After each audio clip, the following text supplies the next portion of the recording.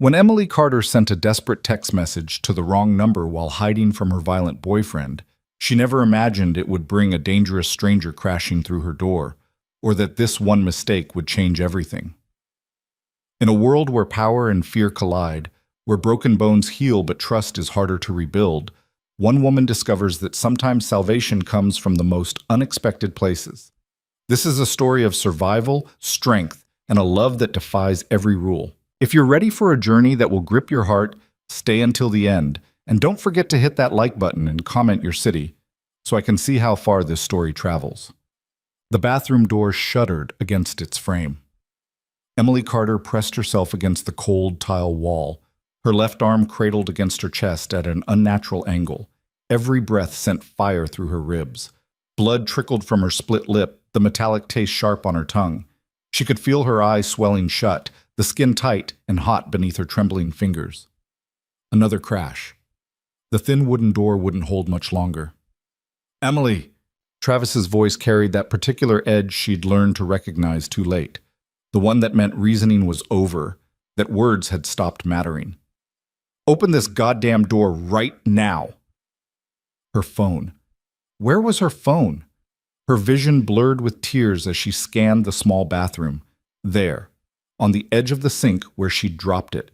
Her right hand shook violently as she reached for it, nearly knocking it into the toilet. The screen was cracked from when Travis had thrown it across the living room earlier, but it still glowed to life at her touch. Mom. She needed to call Mom. The door frame splintered, wood cracked with a sound like breaking bones. Emily's fingers moved across the screen, barely able to see through her tears in her rapidly swelling eye. She found the message thread, or what she thought was the message thread, and typed with desperate, fumbling fingers. "Please help me. He's going to kill me." 1147 Morrison Avenue, Apartment 3B. Please hurry. Send. The door exploded inward. Travis filled the doorway, his face twisted with rage, his knuckles still bloody from where he'd already hit her. 3 times. Or was it 4? She'd lost count after the first blow had sent her stumbling backward into the coffee table. "Texting your mommy?" Travis stepped into the small bathroom, his presence sucking all the air from the space. "You think that bitch is going to save you?" Emily couldn't speak. Her jaw felt wrong, potentially broken. She could only stare up at him, her phone clutched in her good hand. Travis reached for her. The phone buzzed. It was such a small sound, barely audible over Travis's heavy breathing and her own thundering heartbeat, but it was enough to make Travis pause, his hand inches from her throat. Emily looked down at the screen. Unknown number. "Where are you?" Her blood turned to ice. That wasn't her mother's number. That wasn't anyone she knew. "Who the fuck is that?" Travis snatched the phone from her hand before she could react. His eyes narrowed as he read the message. "Unknown number? You giving your number to random men now? You fucking whore!" The phone buzzed again in his hand. "Unknown number. Stay inside. I'm on my way." Travis stared at the message for a long moment. Then he laughed, a harsh, ugly sound that made Emily's skin crawl. "This is Rich. Some white knight thinks he's coming to rescue you?" He grabbed Emily by her broken arm. She screamed. "Let him come," Travis snarled, dragging her out of the bathroom. "Let him fucking come. I'll show him what happens to people who interfere in my business." Emily's vision whited out from the pain. She was barely conscious as Travis threw her onto the couch, her broken arm hitting the armrest. Somewhere far away, she heard herself whimpering. "Shut up," Travis ordered. He was pacing now, the phone still in his hand, his other hand flexing and clenching into a fist. "Just shut the fuck up, and let me think." Emily tried to curl into herself, tried to make herself as small as possible. She'd sent the message to the wrong number. A stranger was on their way. Someone who had no idea what they were walking into. Someone who would get hurt because of her mistake. "You know what?" Travis stopped pacing and looked down at her with cold eyes. "Maybe this is perfect. Maybe your little boyfriend can watch what happens when you disrespect me." He grabbed a baseball bat from beside the door. Emily's entire body went numb with terror. Time became strange after that. She couldn't tell if minutes passed or hours. Travis alternated between sitting in the armchair watching her, bat across his knees, and pacing the small living room like a caged animal. Emily tried to stay as still as possible, tried not to draw his attention, tried to think of any way out. There was no way out. The apartment door was locked from the inside, deadbolted. The windows were painted shut. She'd tried them before. Her phone was in Travis's pocket. Her arm was broken. Her ribs were cracked. Her face was swelling. No one was coming to save her. The stranger with the unknown number didn't know what he was walking into. Travis would hurt him, or worse. Then Travis would finish what he'd started with her. The knock on the door, when it came, was gentle, almost polite. Travis's head snapped up. A slow, predatory smile spread across his face. "Well, well, your hero's here." Emily tried to speak, to warn whoever was on the other side, but only a broken croak emerged from her damaged throat. Travis walked to the door, bat in hand. He looked through the peephole and laughed. "Just one guy. Perfect." He unlocked the deadbolt. "Come on in, hero. Come meet your—" He never finished the sentence. The door exploded inward with such force that it ripped the chain lock from the frame. Travis stumbled backward, barely keeping his feet. The bat fell from his hands. The man who stepped through the doorway was unlike anyone Emily had ever seen. Tall, well over 6 feet, with broad shoulders filling out an expensive black suit. Dark hair swept back from a face carved from sharp angles and harder planes. But it was his eyes that made Emily's breath catch. Cold, gray, utterly without mercy. He looked at Travis the way someone might look at an insect. "You must be Travis Cole." His voice was deep, carrying the faint trace of an accent Emily couldn't place. Russian, maybe? Or Eastern European? Travis had recovered his bravado. He snatched up the bat and swung it with all his strength. The stranger caught it one-handed, mid-swing, as casually as someone might catch a ball. Travis's eyes went wide. "Bad choice," the stranger said quietly. What happened next took perhaps 10 seconds. Emily would replay it in her mind countless times afterward, and she still wouldn't be able to say exactly what she saw. The stranger moved with a speed and precision that seemed almost choreographed. One moment Travis was standing, bat in hand, rage on his face. The next, he was on the floor, his arm twisted behind his back at an angle that made Emily wince despite everything he'd done to her. 2 more men entered the apartment. One was built like a tank, with a shaved head and hands the size of dinner plates. The other was leaner, quieter, with observant eyes that cataloged everything in the room. "Mikhail, secure him," the stranger ordered without looking away from Emily. "Victor, check the rest of the apartment." "Boss," the tank-like man. Mikhail acknowledged. He hauled Travis up like he weighed nothing and zip-tied his wrists behind his back with practiced efficiency. The stranger, the boss, crossed the room to where Emily lay on the couch. As he drew closer, she could see details she'd missed before. The suit was custom-tailored, probably worth more than her yearly salary. His shoes were polished to a mirror shine. A watch that could fund a small country glinted on his wrist. Everything about him screamed power and wealth. He knelt beside the couch, bringing himself to her eye level. Up close, Emily could see that his eyes weren't entirely cold. There was something else there, concern maybe, or calculation. "Emily Carter?" His voice had gentled slightly. She managed a small nod. "My name is Nikolai Volkov. You texted me by mistake." He pulled her phone from Travis's pocket and showed her the screen. "But I'm very glad you did." Emily's voice cracked. "I meant to text my mom." "I know." Nikolai's gaze traveled over her injuries with a professional detachment that somehow made her feel safer. He wasn't looking at her with pity. He was assessing. "Your arm is broken. Possible concussion. Cracked ribs. Internal bleeding is unlikely but possible. We need to get you medical attention immediately." "Hospital," Emily whispered. "I need—" "No hospital." Nikolai stood, pulling his phone from his pocket. "Hospitals ask questions. They involve police. That creates complications." He began typing rapidly. "I have a doctor who will ask no questions and provide better care than any emergency room. But do you trust the police to protect you from him?" Nikolai gestured toward Travis, who Mikhail had zip-tied to a chair. "Do you trust the system that likely let him go after previous complaints?" Emily's silence was answer enough. She'd called the police twice before. Both times Travis had charmed his way out of it. Both times he'd made her pay for it later. "Dimitri's on his way," Nikolai said, pocketing his phone. "Best trauma surgeon in the city. He'll meet us at a secure location." He looked at Victor, who had returned from checking the apartment. What did you find? One bedroom, one bath. Kitchen is a mess. Signs of a struggle in the living room and bathroom. Victor's gaze settled on Emily with something that might have been sympathy. Found her purse in the bedroom, ID, some cash, no credit cards. He took them, Emily said dully. 3 months ago. He said I didn't need to go anywhere without him. Nikolai's jaw tightened almost imperceptibly. Mikhail, take out the trash. With pleasure, boss. Mikhail grabbed Travis by the collar. Travis, who had been silent since being subdued, finally found his voice.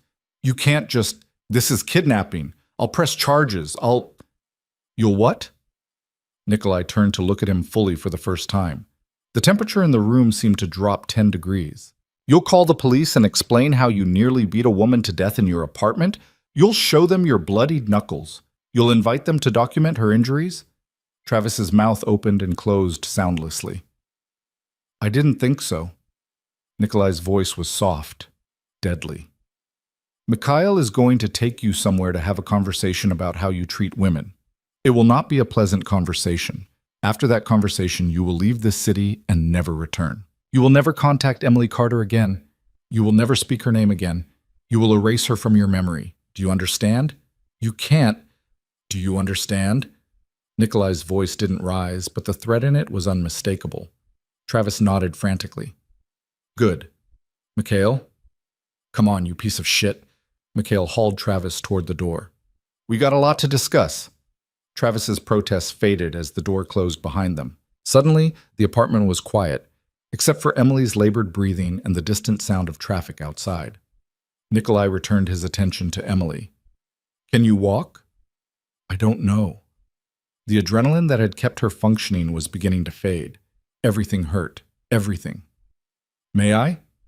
Nikolai gestured toward her. Emily nodded. He slipped one arm under her knees, the other behind her shoulders, and lifted her with a gentleness that seemed at odds with the violence she'd just witnessed. Emily bit back a cry as the movement jostled her broken arm. I'm sorry, Nikolai said quietly. I'll try to minimize the pain. Victor held the door open as Nikolai carried Emily out of the apartment and down the stairs. A black SUV idled at the curb, windows tinted so dark they looked like sheets of obsidian. Victor opened the rear door, and Nikolai slid into the back seat with Emily still in his arms. Careful of her arm, he told Victor, who climbed into the driver's seat. As the SUV pulled away from the curb, Emily looked back at the apartment building one last time. She'd lived there for 8 months. 8 months of walking on eggshells, of making herself smaller, of believing Travis when he said he loved her, when he said he'd change, when he said it was her fault he got angry. She'd never have to see it again. Where are we going? She asked Nikolai. Somewhere safe. Somewhere he can never find you. Nikolai adjusted his hold on her slightly, taking pressure off her ribs. Dmitri will meet us there. He'll set your arm, check your injuries, make sure there's no internal damage. I can't afford... You won't be asked to.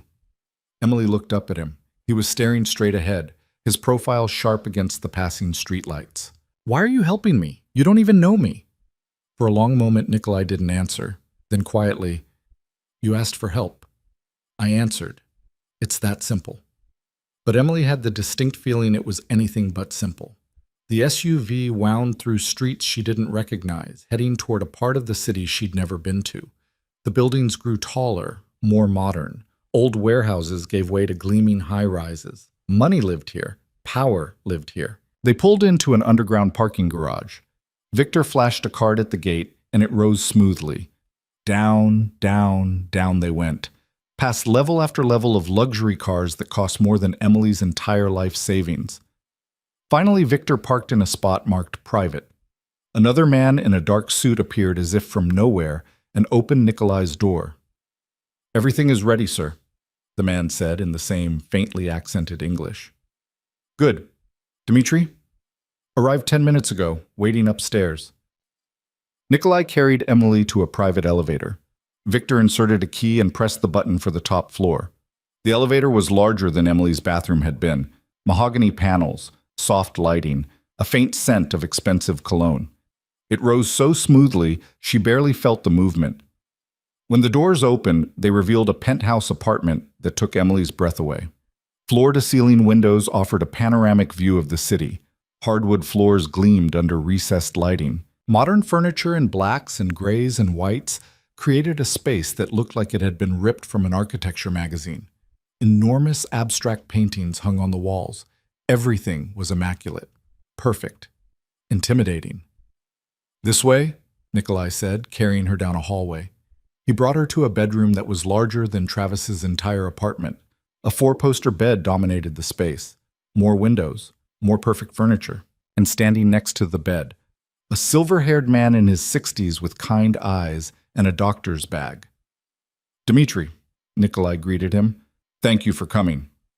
Of course, Dmitri's English carried a heavier accent than Nikolai's. "This is the patient?" "Emily Carter. Broken arm, possible concussion, suspected cracked ribs. She needs a full examination." "I'll need to set her down," Dmitri said. Nikolai lowered Emily onto the bed with the same careful gentleness. The sheets were soft against her skin, probably thread counts she couldn't even imagine. "I'll be right outside," Nikolai told her. "Dmitri is the best. You're safe now." Then he was gone, the door clicking shut behind him. Dmitri pulled up a chair beside the bed. "Now then, Emily, let's see what we're working with, yes? This will hurt, but I'll be as gentle as possible." The examination was thorough and professional. Dmitri asked questions as he worked. Where did it hurt? Could she breathe deeply? Did she feel dizzy or nauseous? His hands were steady and sure as he examined her arm, her ribs, her face. "The arm is definitely broken," he confirmed. "Clean break, fortunately. I'll set it and cast it now.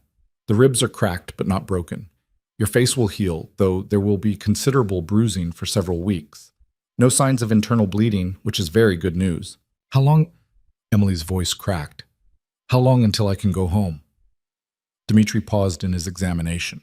His eyes, behind wire-rimmed glasses, were infinitely kind.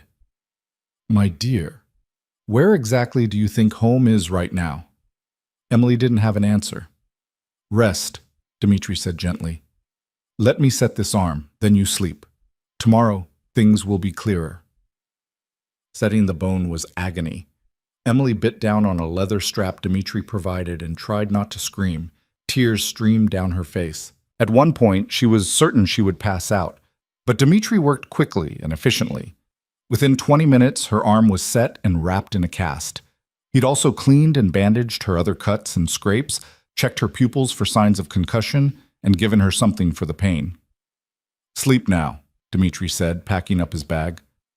"I'll check on you tomorrow." "Wait," Emily managed to say before he left. What about Travis?" Dmitri's expression didn't change. "I wouldn't worry about Mr. Cole. Nikolai's people are very good at making problems disappear." That should have terrified her. Instead, Emily felt only relief. After Dmitri left, she lay in the enormous bed and stared at the ceiling. Her mind was a chaos of thoughts and emotions. Fear, relief, confusion, pain medication beginning to dull the edges of everything. She'd texted the wrong number, a simple mistake, and somehow that mistake had brought her here, to this place, with this strange, dangerous man who had saved her life. The door opened softly.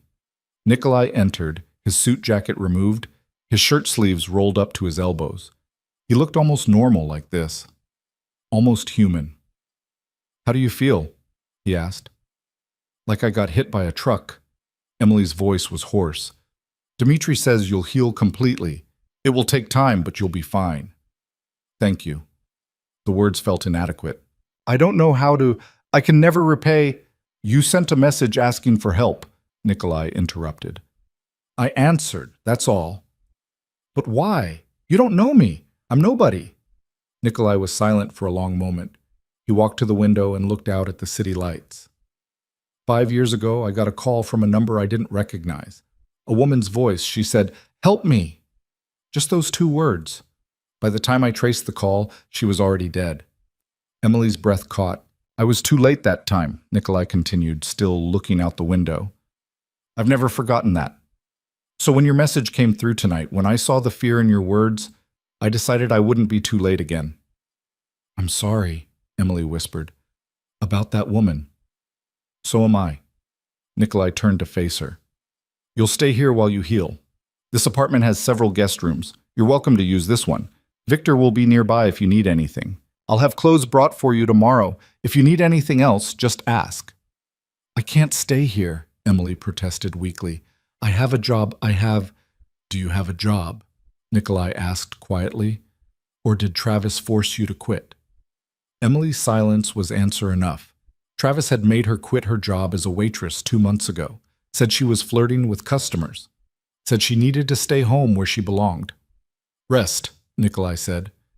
We'll discuss details tomorrow. For tonight, just rest. He moved toward the door. Nikolai? Emily called. He paused, looking back at her. Who are you? Really? A faint smile touched his lips. It didn't reach his eyes. Someone who answers messages from wrong numbers. Sleep well, Emily Carter. Then he was gone. Emily lay in the darkness of the unfamiliar room, listening to the unfamiliar sounds of a building she didn't know, in a bed that cost more than she'd ever owned, in the care of a man who was clearly dangerous and powerful and completely beyond her understanding. She should be terrified. She should be planning her escape. Instead, for the first time in 8 months, she felt safe. The pain medication pulled her down into sleep. Her last conscious thought was that she'd sent a message to the wrong number, and somehow, impossibly, it had been exactly the right one. Outside in the living room, Nikolai poured himself 2 fingers of vodka and stood at the window. His phone buzzed. Mikhail. It's handled. He won't be bothering anyone ever again. Nikolai didn't reply. He simply deleted the message and took a drink. In his world, problems were solved with violence and finality. In his world, mercy was weakness and compassion was a liability. He'd built an empire on ruthlessness and fear. He'd done things that would make ordinary people sick, but when he'd read that desperate message tonight, please help me, he's going to kill me, something had shifted inside him. Something he'd thought was long dead had stirred to life. He pulled up the message thread on his phone and read it again. Please help me, he's going to kill me. 1147 Morrison Avenue, apartment 3B, please hurry. 3 simple messages to the wrong number. 3 messages that had brought Emily Carter into his life. Nikolai wasn't a man who believed in fate or destiny. He believed in power and choice and consequence. But standing here now, knowing there was a broken woman healing in his guest room, knowing he'd saved her life, knowing that Travis Cole would never hurt anyone again, maybe, just maybe, some mistakes were meant to be made. He finished his vodka and set the glass aside. Tomorrow would bring questions. Tomorrow Emily would want answers about who he was, what he did, why he lived in a penthouse that cost more than most people made in a lifetime. Tomorrow, he would have to decide how much truth she could handle. But tonight, she was safe. Tonight, she could sleep without fear. And for Nikolai Volkov, a man whose hands were stained with more blood than he could ever wash away, that was enough. In the guest room, Emily slept deeply, dreamlessly, her broken arm cradled against her chest. The city lights painted patterns on the walls. The silence was profound. And somewhere in the darkness, Travis Cole learned exactly what happened to men who raised their hands to women in Nikolai Volkov's city. It was a lesson he would remember for the rest of his very short life. Morning came with golden light streaming through windows Emily didn't recognize. For one confused, peaceful moment, she forgot where she was. Then the pain reminded her, a dull, throbbing ache in her arm, her ribs, her face. Yesterday came flooding back in fragments.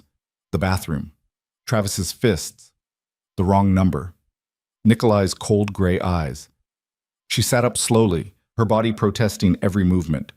The bedroom looked different in daylight, less intimidating, more beautiful. Someone had left clothes folded on a chair by the window. Designer labels she recognized from store windows she'd never dared enter. A note rested on top of the pile. These should fit. Bathroom is through the door on your left. Take your time. N. Emily picked up the note, studying the handwriting. Bold, precise strokes. The kind of penmanship that suggested expensive private schools and old money. She ran her thumb over the single initial. N. Nikolai Volkov, the man who'd saved her life, and then disappeared into his own apartment like a ghost. The bathroom was larger than her entire bedroom at Travis's place. Marble floors, a shower with 6 different heads, a bathtub that could fit 3 people. Emily caught sight of herself in the mirror and stopped cold. She barely recognized the face staring back at her. Her left eye was swollen nearly shut, surrounded by purple and black bruising that spread across her cheekbone. Her lip was split and crusted with dried blood. More bruises bloomed along her jaw, her neck. The cast on her arm seemed to glow white against her battered skin. This was what Travis had done to her. This was the price of loving the wrong man. Emily turned away from the mirror and focused on the practical. She needed to shower, to wash away the blood and fear and memory of last night. But the cast made everything complicated. In the end, she managed an awkward one-armed shower, keeping the cast wrapped in plastic bags she found under the sink. The hot water felt like absolution. She stood under the spray until it ran cold, washing her hair with shampoo that smelled like vanilla and something else she couldn't name. Expensive. Everything here was expensive. Getting dressed proved even more challenging. The clothes Nikolai had left were beautiful. Soft cashmere sweater, dark jeans that fit perfectly, undergarments that still had tags attached. But buttoning jeans one-handed was nearly impossible. Emily was struggling with the zipper when someone knocked softly on the bedroom door. "Miss Carter?" A woman's voice, lightly accented. "May I come in?" Yes?" The door opened to reveal a woman in her 40s with kind eyes and salt and pepper hair pulled back in a neat bun. She wore simple professional clothing and carried a breakfast tray. "I'm Irina," she said with a warm smile. "I manage Mr. Volkov's household. I thought you might need some help, yes?" Emily gestured helplessly at her jeans. "I can't—" "Of course, here, let me." Irina set the tray down and helped Emily finish dressing with the easy competence of someone who'd done this many times before. "There, much better. Now, you must eat. Dmitri said you need to keep your strength up." The breakfast tray held more food than Emily normally ate in a day. Fresh fruit, yogurt, toast with real butter, eggs prepared perfectly, orange juice that tasted like sunshine. Emily's stomach reminded her she hadn't eaten since yesterday morning. "Thank you," she said quietly. This is too much." "Nonsense. You're Mr. Volkov's guest. Nothing is too much." Irina moved around the room with practiced efficiency, opening curtains, straightening pillows. "He asked me to tell you he'll be working from home today if you need anything. His office is at the end of the hall." "Working from home?" Emily took a bite of toast. It was the best toast she'd ever tasted. "What does he do?" Irina's smile didn't quite reach her eyes. "Mr. Volkov has many business interests. Import, export, real estate. He's a very busy man." That was clearly all Emily was going to get. She ate in silence while Irina busied herself around the room. Questions piled up in her mind, each one more pressing than the last. Who was Nikolai Volkov really? What kind of businessman traveled with armed guards and had a trauma surgeon on call? Why had he helped her?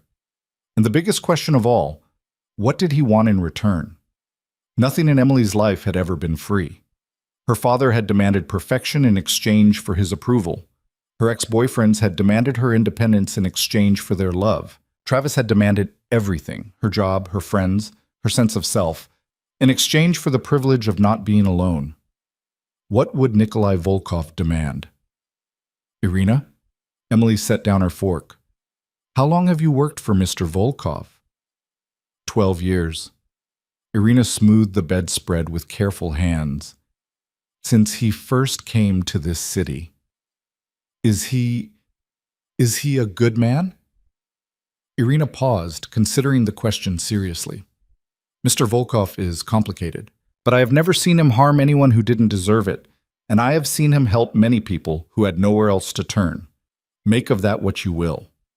It wasn't exactly reassuring, but it wasn't damning either. After breakfast, Emily found herself restless. The apartment was beautiful, but felt like a gilded cage.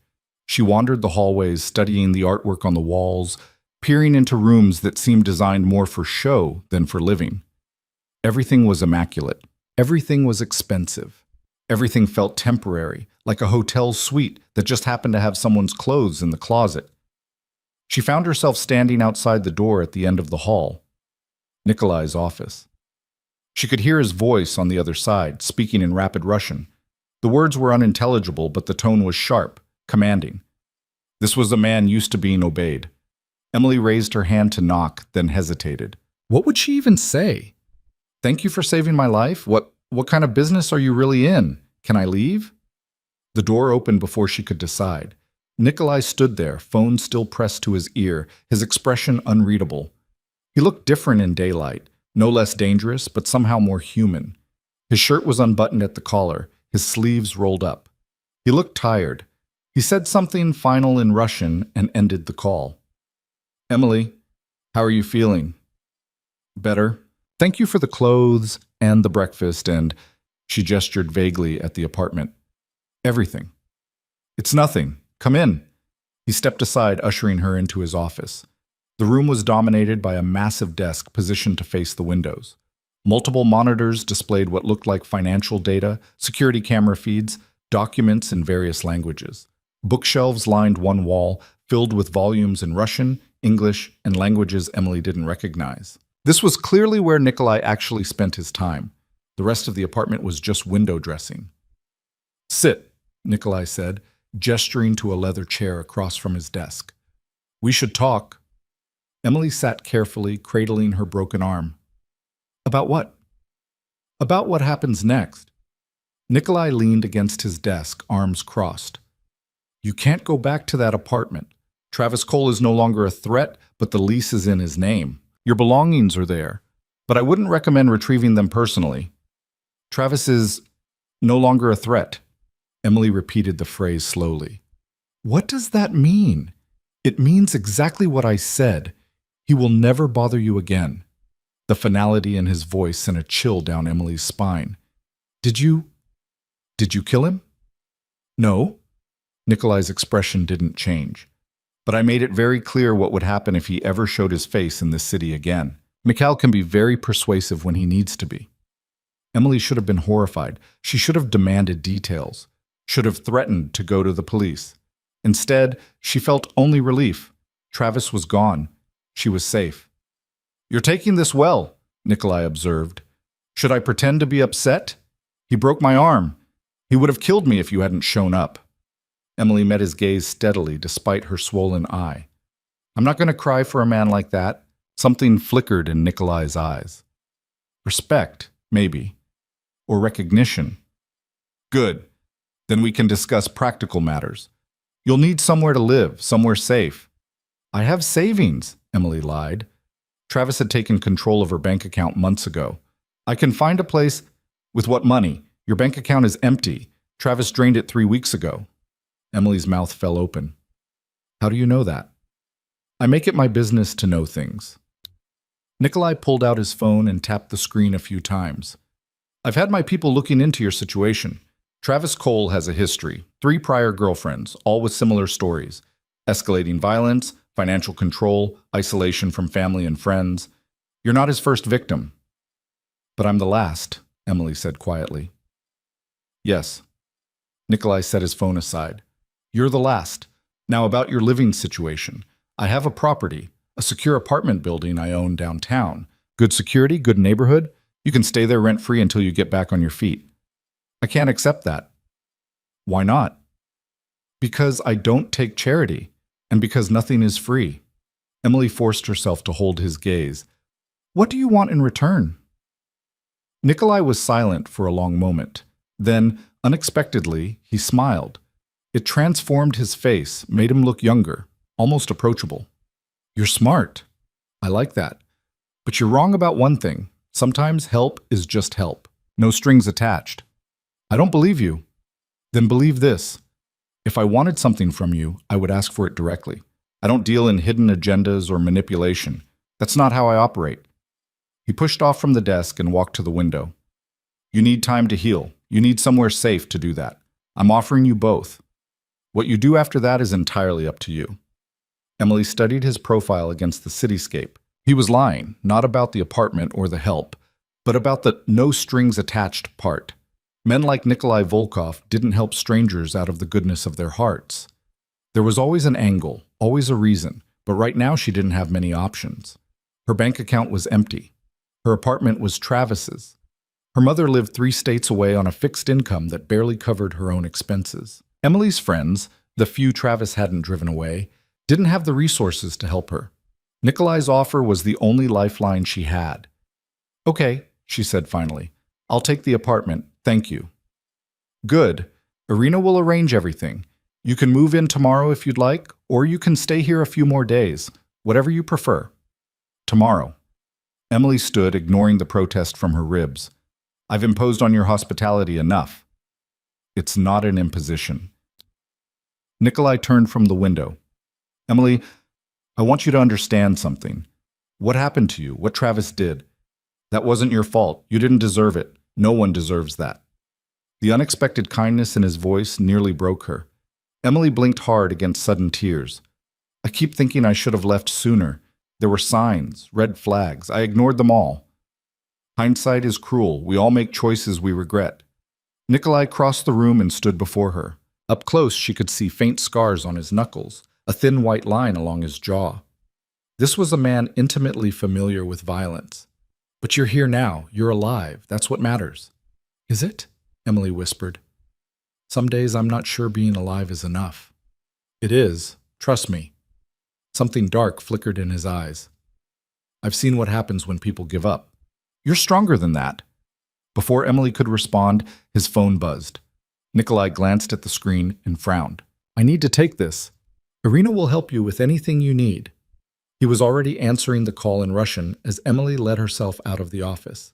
She stood in the hallway for a moment, her head spinning with everything that had happened in the last 12 hours.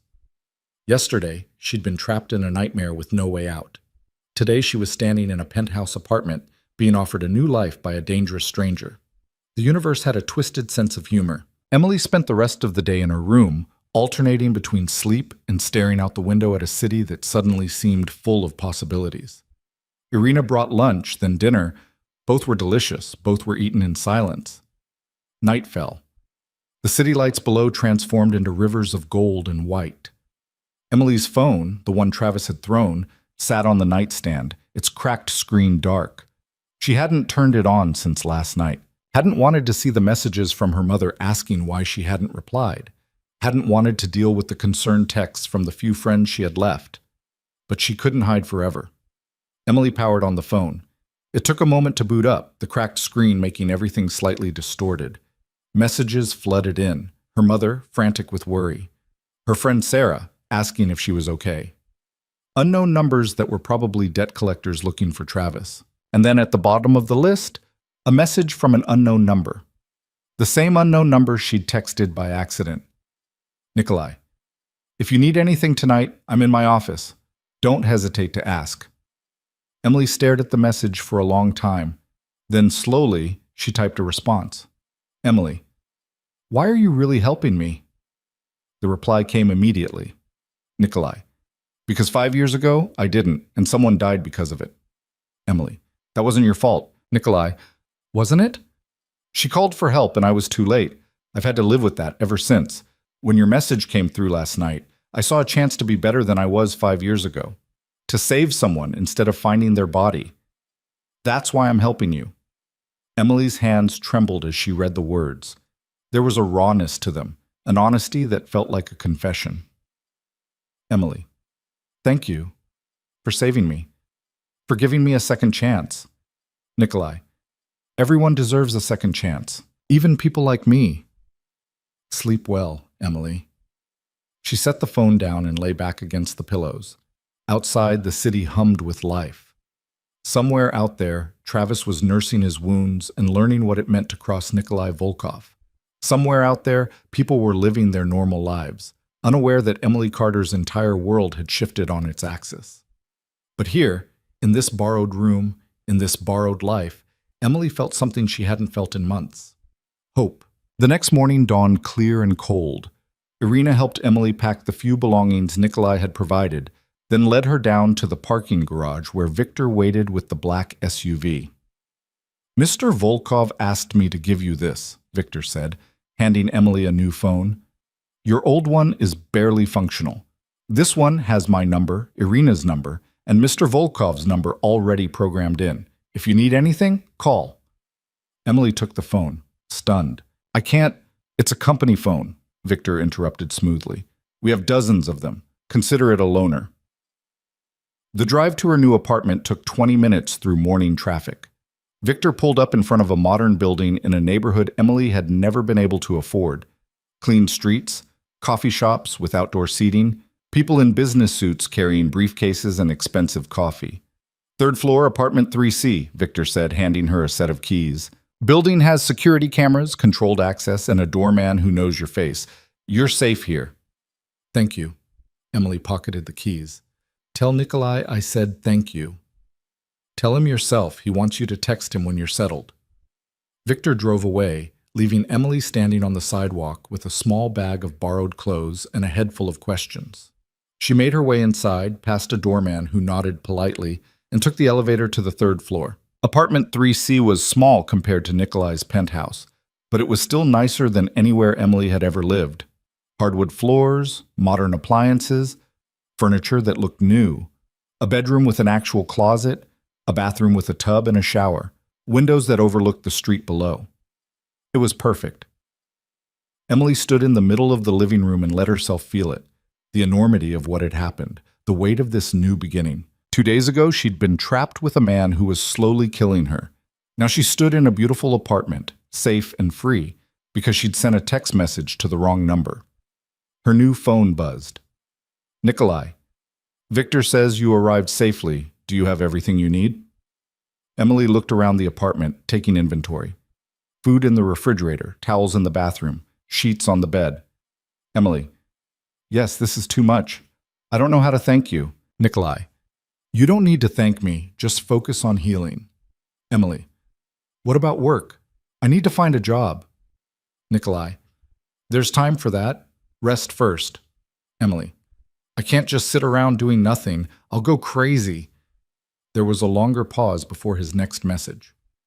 Nikolai, I might have something. If you're interested, we can discuss it when you're ready. Emily stared at the message. Of course he had something. Men like Nikolai Volkov always had an angle, always had a plan. But maybe that was okay. Maybe Emily was tired of making all the wrong choices on her own. Maybe it was time to trust someone who'd already proven he would keep her safe. Emily, I'm interested. Nikolai, good. I'll be in touch. The days that followed fell into an unexpected rhythm. Emily healed slowly, her bruises fading from purple to yellow-green, her ribs aching less with each breath. Dmitri came by twice to check on her progress, always professional, always kind. Irina appeared regularly with groceries and home-cooked meals, refusing to take payment despite Emily's protests. And Nikolai texted her every evening. It started with simple check-ins. How are you feeling? Do you need anything? But gradually evolved into actual conversations. He asked about her day, her favorite books, what she wanted to do with her life. She asked about his work, his past, how he'd ended up in this city. His answers were always careful, always measured. He revealed just enough to seem honest without giving away anything truly important. Emily recognized the technique. She'd used it herself when talking to Travis's friends, parsing out information in carefully controlled doses. But sometimes, late at night, Nikolai would let his guard slip. He told her about growing up in Moscow, about coming to America with nothing but a suitcase and a dangerous skill set. He told her about the woman who'd called him 5 years ago, the one he'd been too late to save. Her name had been Alina. She'd been 23 years old. Emily told him about her childhood in a small town where everyone knew everyone's business, about her father who died when she was 15, leaving her mother to work 3 jobs to keep their house, about the scholarship that had brought her to the city and the dreams she'd had before Travis had systematically destroyed them all. They were 2 broken people, texting in the dark, sharing pieces of themselves they'd never shared with anyone else. It should have felt strange. It should have felt dangerous. Instead, it felt like coming home. 3 weeks after moving into the apartment, Emily got a text from Nikolai that made her heart race. Nikolai, I have a proposal for you. Can you meet me tomorrow afternoon? 2 p.m., the address below. He sent a location, a community center in a neighborhood Emily didn't recognize. Emily, what kind of proposal? Nikolai, the kind that involves helping people, if you're interested. Emily arrived 15 minutes early, her arm still in its cast, but healing well. The community center was a low, sprawling building that had seen better days. Paint peeled from the walls. The parking lot was cracked and weedy, but inside Emily could hear children laughing. Nikolai was waiting in the lobby. He wore jeans and a simple sweater, looking more approachable than Emily had ever seen him. When he smiled at her, it reached his eyes. "Thank you for coming," he said. "Let me show you around." He led her through the building, explaining as they walked.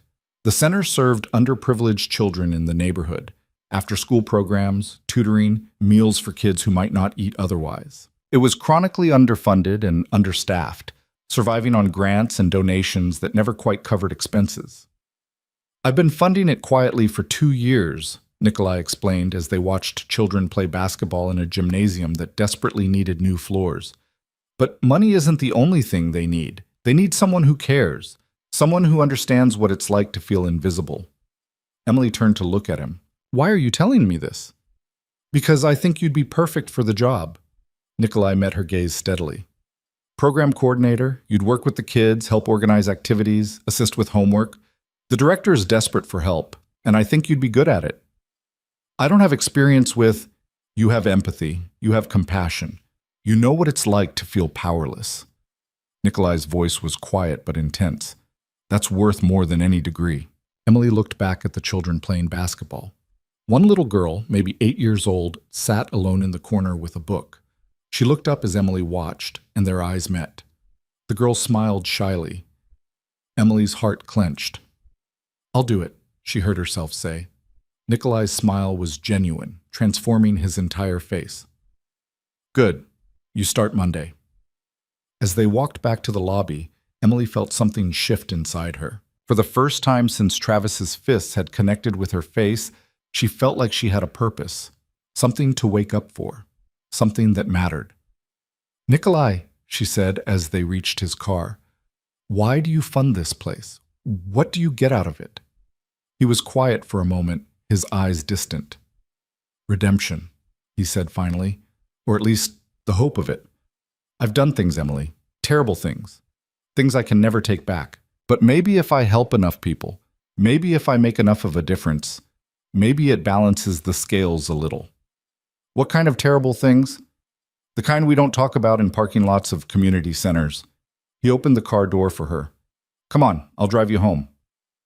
They rode in comfortable silence, the city sliding past the windows.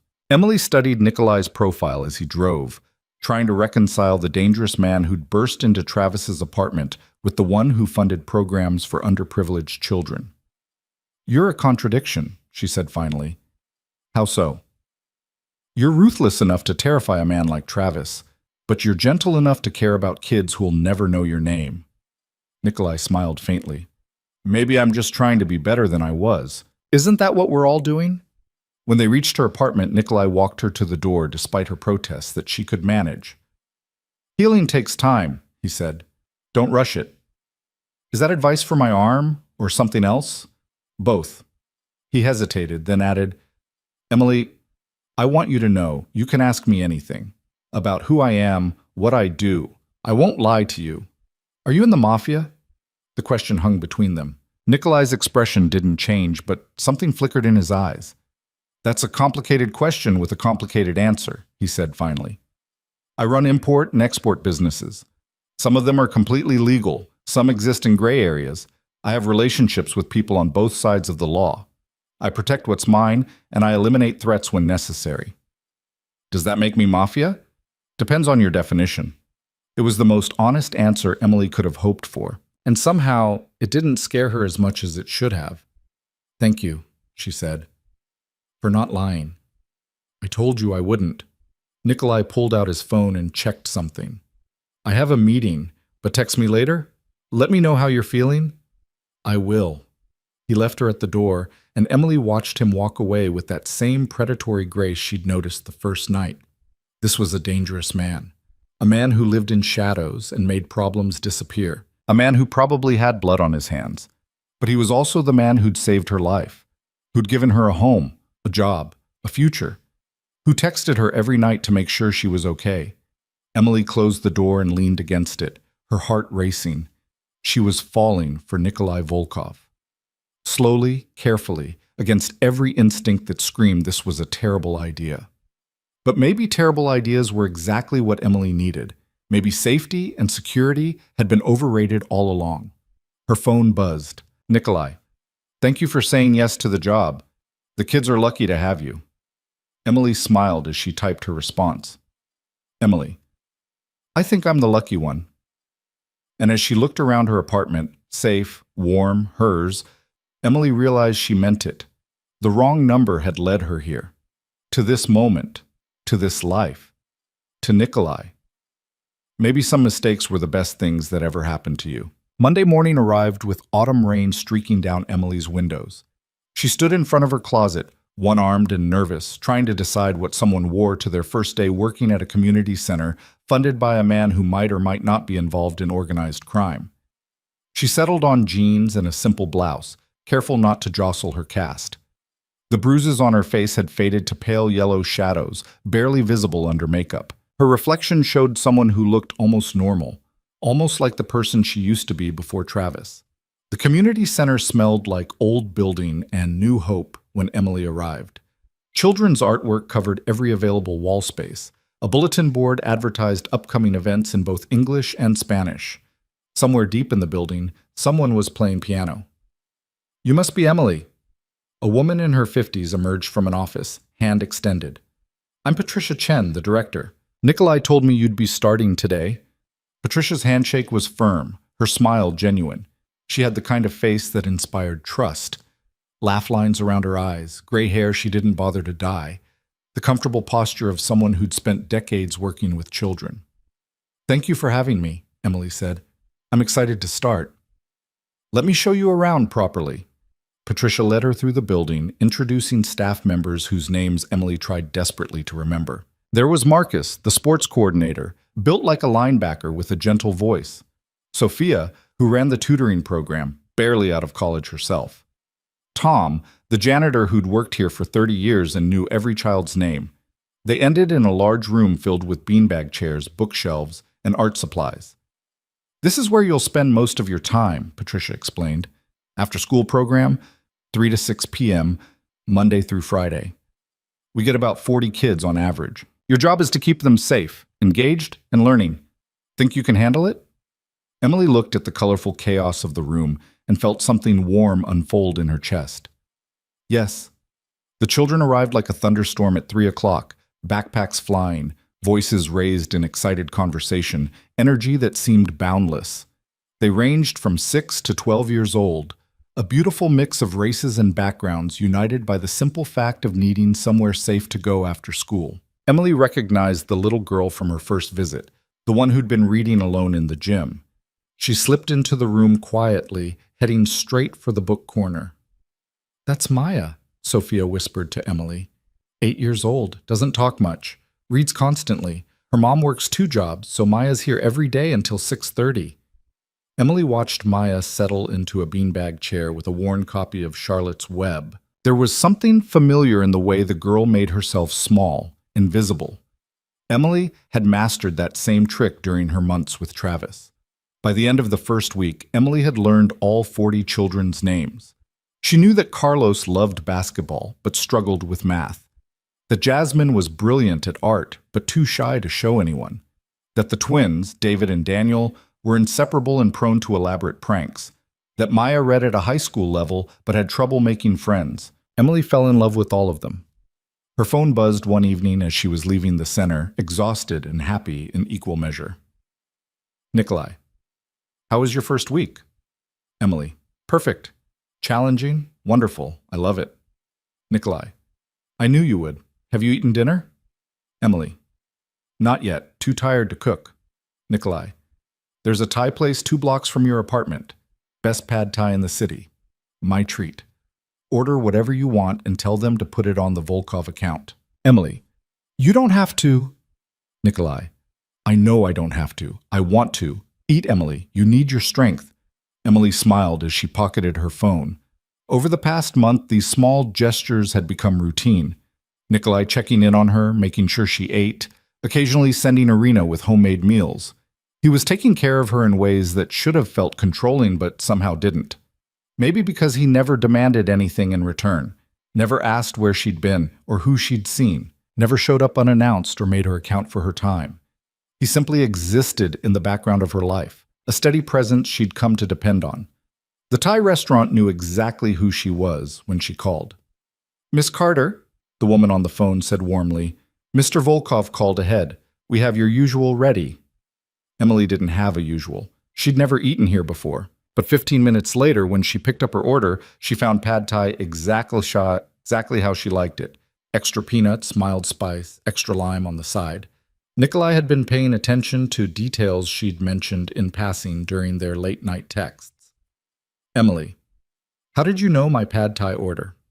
Nikolai, "You told me 3 weeks ago.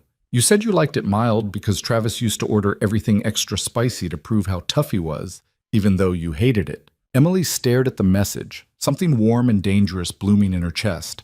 Nikolai remembered. He'd remembered a throwaway comment made during a conversation about completely different things. Emily, "Thank you for remembering, for everything." Nikolai, "You don't need to thank me every time I do something nice. I enjoy it." Emily, "Why?" Nikolai, "Because seeing you happy makes me happy.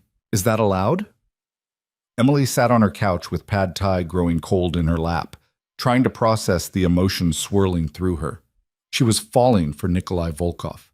Had been falling for weeks now. Every text, every small kindness, every moment of unexpected vulnerability had pulled her deeper.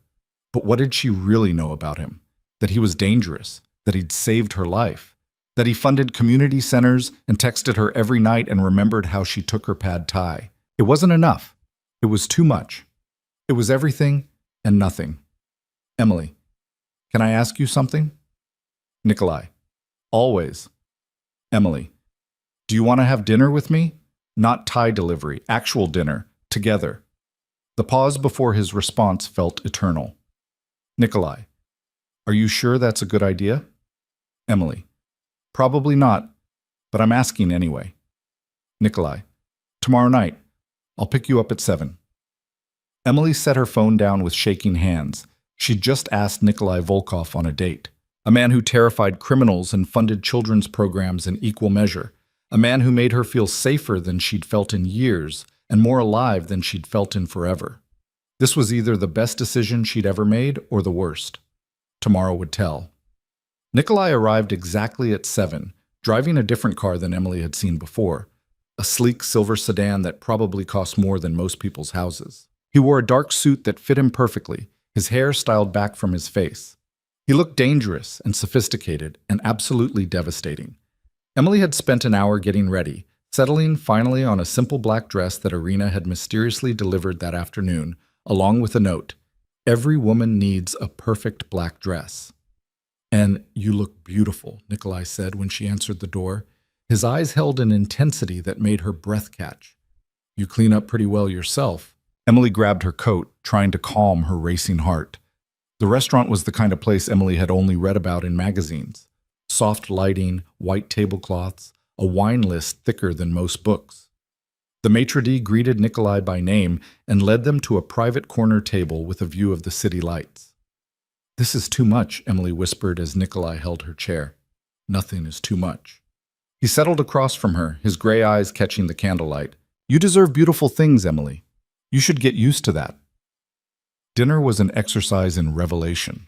They talked about everything and nothing. Emily's work at the center, Nikolai's various business ventures, books they'd read, places they wanted to travel. The conversation flowed as easily as it did in their texts, but with an added dimension of physical presence that made Emily hyper-aware of every gesture, every smile, every moment when their eyes met across the table. "Tell me about Moscow," Emily said over dessert. "What was it like growing up there?" Nikolai's expression shifted, something darker moving behind his eyes. "Cold, violent, unforgiving. I was orphaned at 12, spent my teenage years on the streets, learning to survive by any means necessary. Made connections with people who taught me skills I probably shouldn't have learned." "What kind of skills?" "How to fight, how to intimidate, how to make people disappear when necessary."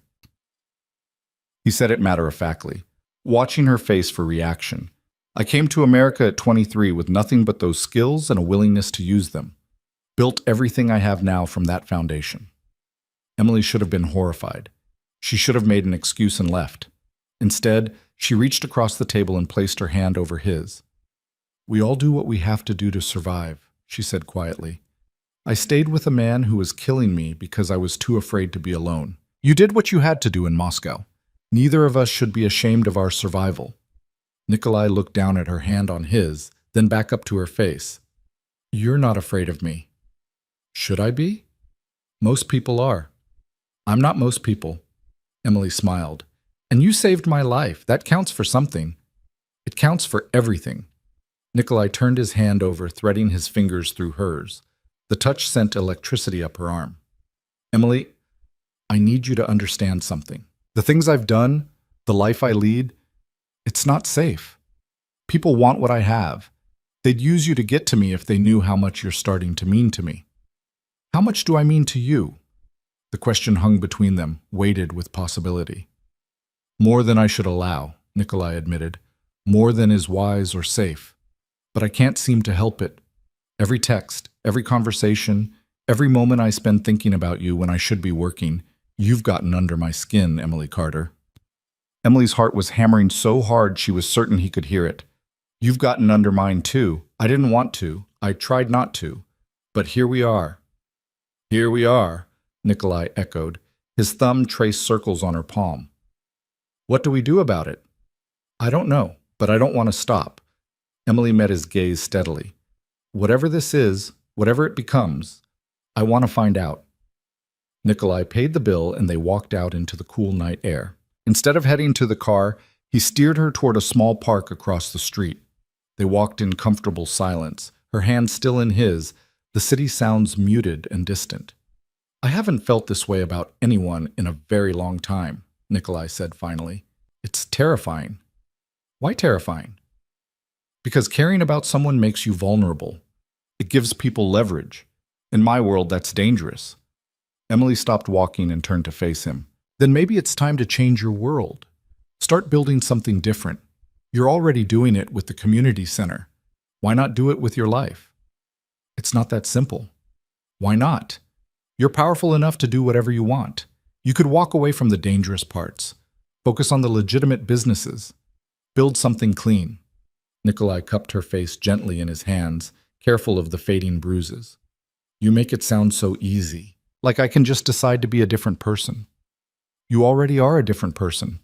The man who funds programs for children, who texts me every night to make sure I'm okay, who remembered my pad thai order, that's who you really are. The rest is just survival. He kissed her then, soft and careful and achingly tender. Emily's world tilted on its axis. This was nothing like kissing Travis, which had always felt like a performance, like she was playing a role. This felt real. This felt like coming home. When they pulled apart, Nikolai rested his forehead against hers. You're going to ruin me, Emily Carter. Maybe we'll ruin each other. She smiled against his lips. Maybe that's the point. They drove back to her apartment in silence, heavy with possibility. Nikolai walked her to her door, ever the gentleman, despite the heat in his eyes. I should go, he said, though he made no move to leave.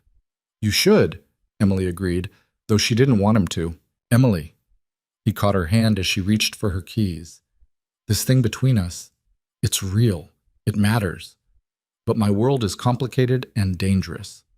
I need to know you understand what you're getting into.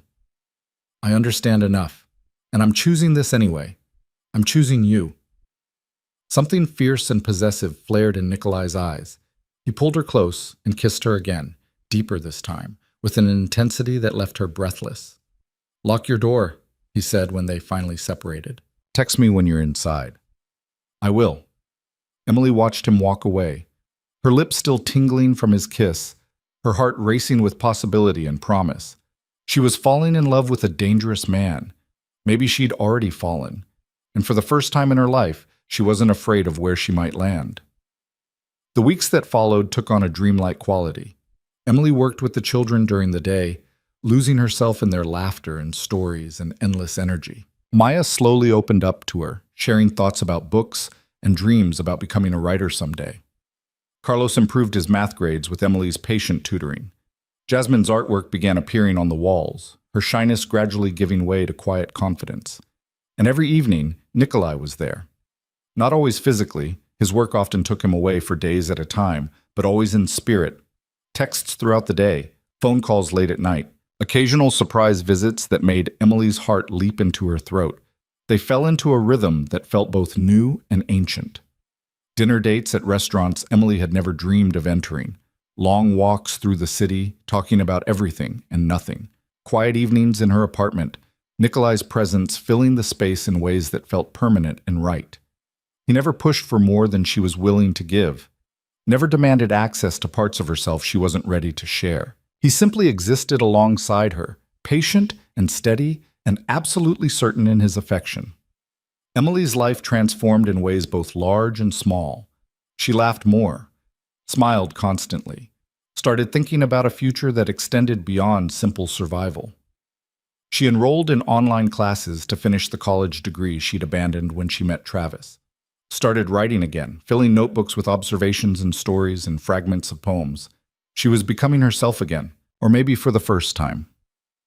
3 months after that first dinner, Nikolai took her to the penthouse she'd stayed in after her rescue. Irina had prepared a meal that could have fed an army, her way of showing approval, Nikolai explained. They ate on the balcony, overlooking a city that sparkled like a constellation fallen to earth. "I have something for you," Nikolai said as they finished dessert. He pulled a small box from his pocket. Emily's heart stopped. "Nikolai, it's not what you think." He smiled, reading her panic. "Open it." Inside was a key on a simple silver chain. "It's a key to this apartment," Nikolai explained. "You're here so often anyway, and I want you to feel like you belong. This is your space as much as mine. Come whenever you want. Stay as long as you want.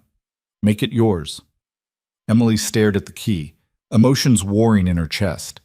This was huge. This was commitment and trust and a future taking shape. "Are you sure?" "I've never been more sure of anything." Nikolai took the key and fastened the chain around her neck. "You've already made yourself at home in my life, Emily. I want you to have a home in my space too." She kissed him then, pouring everything she felt into the gesture.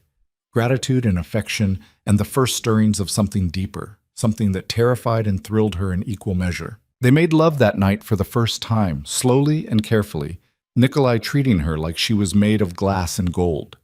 Every touch was reverent. Every kiss was a promise. He learned the landscape of her body with the same intensity he brought to everything else, memorizing what made her gasp, what made her sigh, what made her arch against him. Afterward, they lay tangled together in his massive bed, Emily's head on his chest, listening to the steady rhythm of his heartbeat. "I love you," Nikolai said into the darkness. "I know it's too soon and probably unwise, but I love you, Emily Carter. I think I have since you sent that wrong number text and changed my entire life." Emily's breath caught. She'd known, of course, had felt it in every gesture, every glance, every moment of tenderness. But hearing the words made it real. "I love you too," she whispered. "I tried not to, tried to be smart and cautious, but you made it impossible." He pulled her closer, pressing a kiss to her hair. "We're going to build something beautiful," he murmured. "You and me. Something better than either of us could have imagined." Emily closed her eyes and let herself believe it. Let herself imagine a future with this complicated, dangerous, tender man. A future where wrong numbers led to right places and broken people found ways to heal together. Outside, the city hummed with life. Inside, two hearts beat in synchrony, finding rhythm and hope in the spaces between breaths. But the universe had other plans. And happiness, Emily would soon learn, was never guaranteed, especially not in Nikolai Volkov's dangerous world. The first hint of trouble came on a Tuesday afternoon 2 weeks later. Emily was helping Maya with a book report when Victor appeared in the doorway of the community center. He caught her eye and jerked his head toward the hallway. "What's wrong?" Emily asked immediately. Victor never came to the center, never disrupted her work. "Nothing's wrong, but Nikolai wants you to be aware of something." Victor's expression was carefully neutral. "There's been some movement from a rival organization. Nothing that concerns you directly, but Nikolai wants security increased around you and the center until things settle down." "What kind of movement?" "The kind I can't discuss in detail. Just know that we're taking precautions." Victor handed her a new phone, sleeker, more expensive than her current one. "This has GPS tracking. Keep it with you at all times. If anything feels wrong, Anything at all, you press this button. He showed her a red panic button on the side. It alerts me, Mikhail, and Nikolai immediately. Emily took the phone with numb fingers. Should I be worried? No, Nikolai's just being cautious. It's probably nothing. But Victor's eyes said it was definitely something. That night, Nikolai came to her apartment looking exhausted. He pulled her into his arms without a word, just holding her close, breathing her in like she was oxygen. Talk to me, Emily said against his chest. Victor told me about the security increase. What's really going on? Nikolai sighed and led her to the couch. There's a man named Anton Fedorov. He used to work with me years ago. We had a disagreement about business practices. He went his own way, built his own organization. Now he thinks I owe him territory and profit sharing from ventures we're no longer partners in. Is he dangerous? Everyone in my world is dangerous, but yes, Anton is particularly volatile. He's been making noise about taking what he thinks is his. I need to handle it carefully. Emily cupped his face in her hands, forcing him to meet her eyes. Will you be safe? I'm always safe. I have the best security, the best people, the best strategic advantage. Anton is all bluster. But something in Nikolai's eyes suggested he wasn't as confident as his words implied. Promise me you'll be careful. I promise. He kissed her softly. Nothing and no one is going to take me away from you. We have too much to build together. Emily wanted to believe him, tried to believe him, but fear had taken root in her chest, cold and persistent. The security around her increased noticeably over the following days. Victor or Mikhail always nearby when she was at the center. A new doorman at her apartment building who was clearly more bodyguard than employee. Cameras she'd never noticed before suddenly visible everywhere she looked. Nikolai's texts became less frequent, his responses shorter. He was dealing with Anton, Emily knew, handling the threat through channels she didn't understand and probably didn't want to. Then came the Friday that changed everything. Emily was locking up the community center, walking Maya to her mother's car, when a black van pulled up to the curb. Wrong curb. Wrong vehicle. Wrong everything. Her hand went to the panic button, but she wasn't fast enough. 3 men emerged from the van, moving with practiced efficiency. Emily pushed Maya behind her, her heart in her throat. Emily Carter, one of the men said. You're coming with us. Like hell I am. Emily's finger found the panic button and pressed. Held. That won't help you? The man smiled. It was not a kind expression. By the time Volkov's people arrive, you'll already be gone. Now, you can come quietly and spare the child any trauma, or we can do this the hard way. Emily looked at Maya's terrified face and made her choice. Run, she told the girl. Run inside and find Marcus. Tell him to call Nikolai. Go. Maya ran. The men grabbed Emily before she could follow. She fought, remembering the self-defense techniques Mikhail had been teaching her in secret, applying them with desperate strength. She got one man in the nose with her elbow, another in the groin with her knee, but there were 3 of them and 1 of her, and they were professionals. Something sharp pricked her neck. The world tilted. Emily's last conscious thought was of Nikolai, hoping he would find her, praying he wouldn't be too late this time. Then darkness swallowed her whole. Emily woke to the smell of mildew and old concrete. Her head throbbed where the injection site pulsed beneath her skin. She tried to move and discovered her hands were zip-tied behind her back, secured to a metal chair bolted to the floor. Her ankles were similarly bound. The room was windowless, lit by a single bare bulb hanging from exposed pipes. Water stained the concrete walls. In the corner, a metal door with no handle on the inside. A warehouse, Emily guessed. Abandoned, judging by the dust and decay. She tested the zip ties carefully, remembering something Mikhail had taught her during one of their training sessions. He'd shown her how to break them if she ever needed to, though at the time it had seemed like paranoid overkill. Now she thanked whatever instinct had made her pay attention. The door opened with a screech of protesting metal. A man entered, tall, lean, with salt and pepper hair and eyes like chips of ice. He wore an expensive suit that seemed absurdly out of place in this decrepit room. Emily Carter. His accent was thicker than Nikolai's, harder around the edges. Do you know who I am? Anton Fedorov. Emily kept her voice steady despite the fear crawling up her spine. Nikolai mentioned you. Did he? Anton smiled. It made Emily's skin crawl. I wonder what he said. Did he tell you I built half his empire? That I was there in the beginning when he had nothing? That he owes everything he has to my connections, my strategies, my willingness to get my hands dirty? He said you used to work together, that you went your separate ways. Is that the story he's telling? Anton circled her chair slowly, like a shark scenting blood. How diplomatic. The truth is messier, of course. The truth is that Nikolai Volkov stole what was mine. Territory, contacts, opportunities. He pushed me out and took credit for work I did. Emily didn't respond. She was too busy working on the zip ties, using the technique Mikhail had shown her, rocking her weight, testing the tension, looking for the weak point. Nothing to say? Anton stopped in front of her. No defense of your lover? How disappointing. I expected more loyalty. I barely know you, Emily said. Why would I defend or condemn anyone based on one conversation? Anton laughed. Smart. I can see why Nikolai likes you. You're not just a pretty face. He pulled out his phone and tapped the screen. Let's see if we can get his attention, shall we? He held the phone up, taking a photo of Emily bound to the chair. Her heart sank as she realized what was coming next. Perfect, Anton typed rapidly. Now we wait. Nikolai has 24 hours to meet my demands, or I start sending him pieces of you. Starting with fingers, I think. He needs to know I'm serious. He'll kill you, Emily said quietly. You know that, right? Whatever you think you're accomplishing here, it ends with you dead. Perhaps. Or perhaps it ends with Nikolai realizing he can't protect everyone, that his power has limits, that actions have consequences. Anton pocketed his phone. Either way, you're the message. I suggest you get comfortable. It's going to be a long 24 hours. He left, the metal door slamming behind him with finality. Emily heard the heavy slide of a bolt being thrown. Then silence, broken only by the distant drip of water somewhere in the darkness.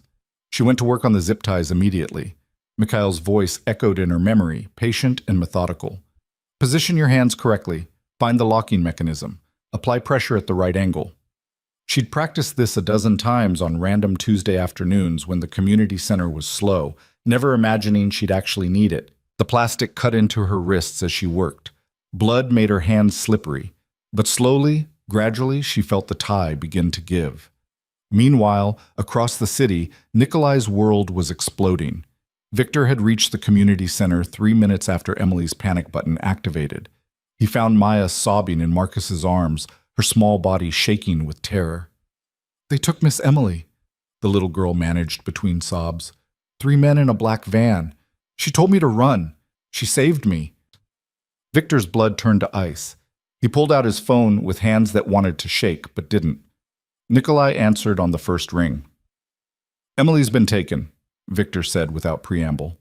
Community center, 3 men, black van, approximately 5 minutes ago. The girl saw everything. The silence on the other end of the line was more terrifying than any rage could have been. When Nikolai finally spoke, his voice was deadly calm. Lock down the center. Get the girl home safely. Find me that van. And get Mikhail. We're going to war. Victor had worked for Nikolai for 8 years. He'd seen his boss angry, violent, ruthless. But he'd never heard this particular tone, cold and absolute and promising destruction on a biblical scale. Already on it, boss. We'll find her. We'd better. Because if anything happens to Emily, I'm going to burn this entire city to the ground until I find who's responsible. Nikolai hung up and stared at his phone for exactly 3 seconds. Then he moved, his mind already 6 steps ahead, calculating angles and probabilities and acceptable losses. This was Anton. It had to be. No one else would be stupid enough or desperate enough to make this move. No one else would know that taking Emily was the one guaranteed way to get Nikolai's attention. His phone buzzed with an incoming message. Unknown number, but Nikolai knew exactly who it was from. The photo showed Emily tied to a chair, her face pale but defiant, her eyes burning with fury rather than fear. Nikolai's chest constricted. She was alive, conscious, unharmed for now. The next message contained coordinates and a demand. $10 million and complete withdrawal from the eastern waterfront territories by midnight, or Emily would start losing fingers. Nikolai forwarded the photo to Victor with a single word. Trace. Then he called Mikhail. Gather everyone. Full tactical gear. I want our best people ready to move in 2 hours. What's the play? Mikhail's voice was already moving, already preparing. We find the location. We go in hard and fast. We extract Emily and eliminate every single person involved. Nikolai's voice was ice and iron. No negotiations, no mercy. They took something that belongs to me. I'm going to make them regret they were ever born. Understood. What about Fedorov's demands?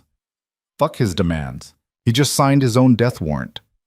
Nikolai ended the call and stood at his office window, looking out at the city that had become his kingdom.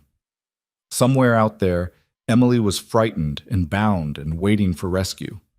Just like 5 years ago, just like Alina had waited while Nikolai wasted precious minutes trying to negotiate, trying to be smart instead of fast. He hadn't been fast enough to save Alina, but he would be fast enough to save Emily. Or he would die trying. His phone rang. Victor. We traced the photo metadata before they could scrub it. Old industrial area, warehouse district near the docks. I'm sending you the exact coordinates now. How certain are you? 90%. The metadata shows a location, but they could have moved her after taking the photo. It's enough. Assemble at the dock warehouse. Silent approach. I want eyes on the building in 30 minutes. Nikolai grabbed his tactical vest from the safe behind his desk. Kevlar reinforced, pockets loaded with ammunition and equipment he'd hoped to never use again. His weapons followed. A Glock 19 for his shoulder holster, a backup pistol for his ankle, combat knife in his boot. He looked at himself in the mirror, a man dressed for war, about to wade into violence to save the woman he loved. This was who he really was, beneath the expensive suits and the charitable donations and the carefully constructed facade of legitimacy.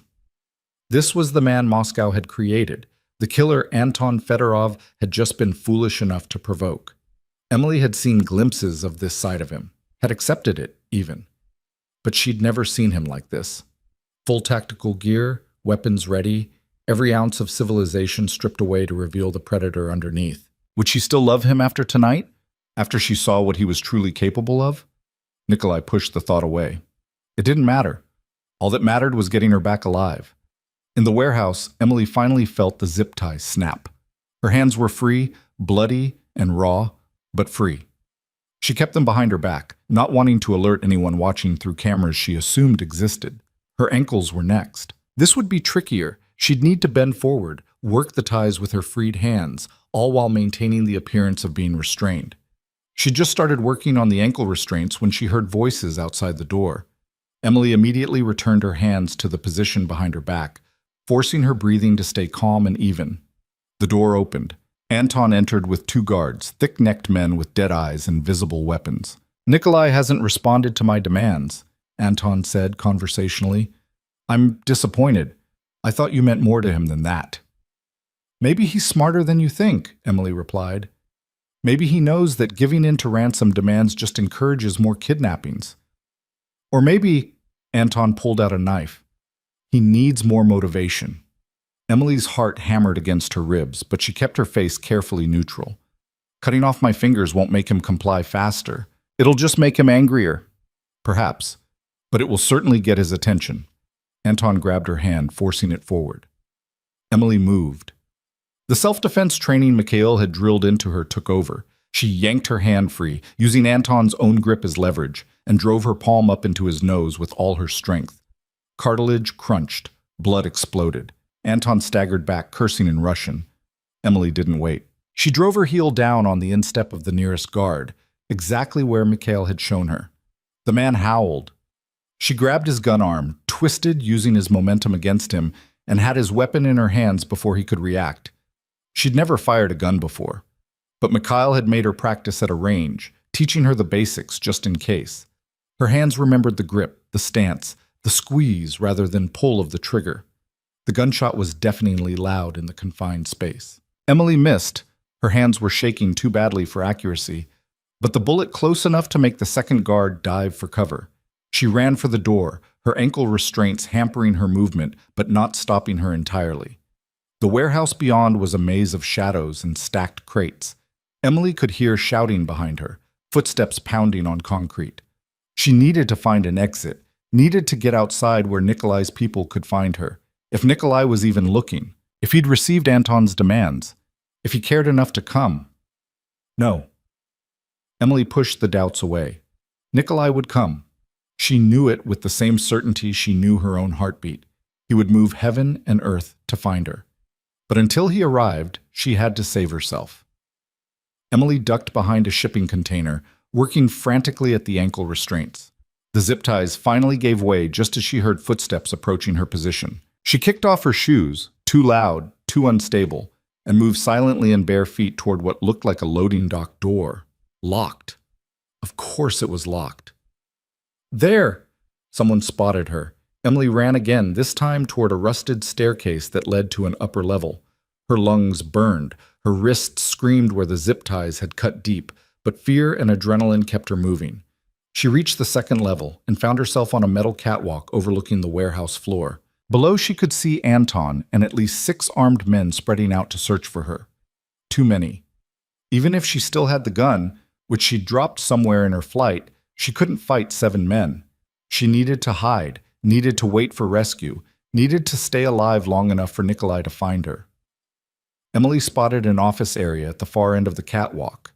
She moved toward it as silently as possible, praying the old metal wouldn't betray her with creaking. She almost made it. "On the catwalk!" someone shouted. Gunfire erupted. Emily dove through the office door as bullets sparked off metal behind her. She slammed the door and looked frantically for something to barricade it with.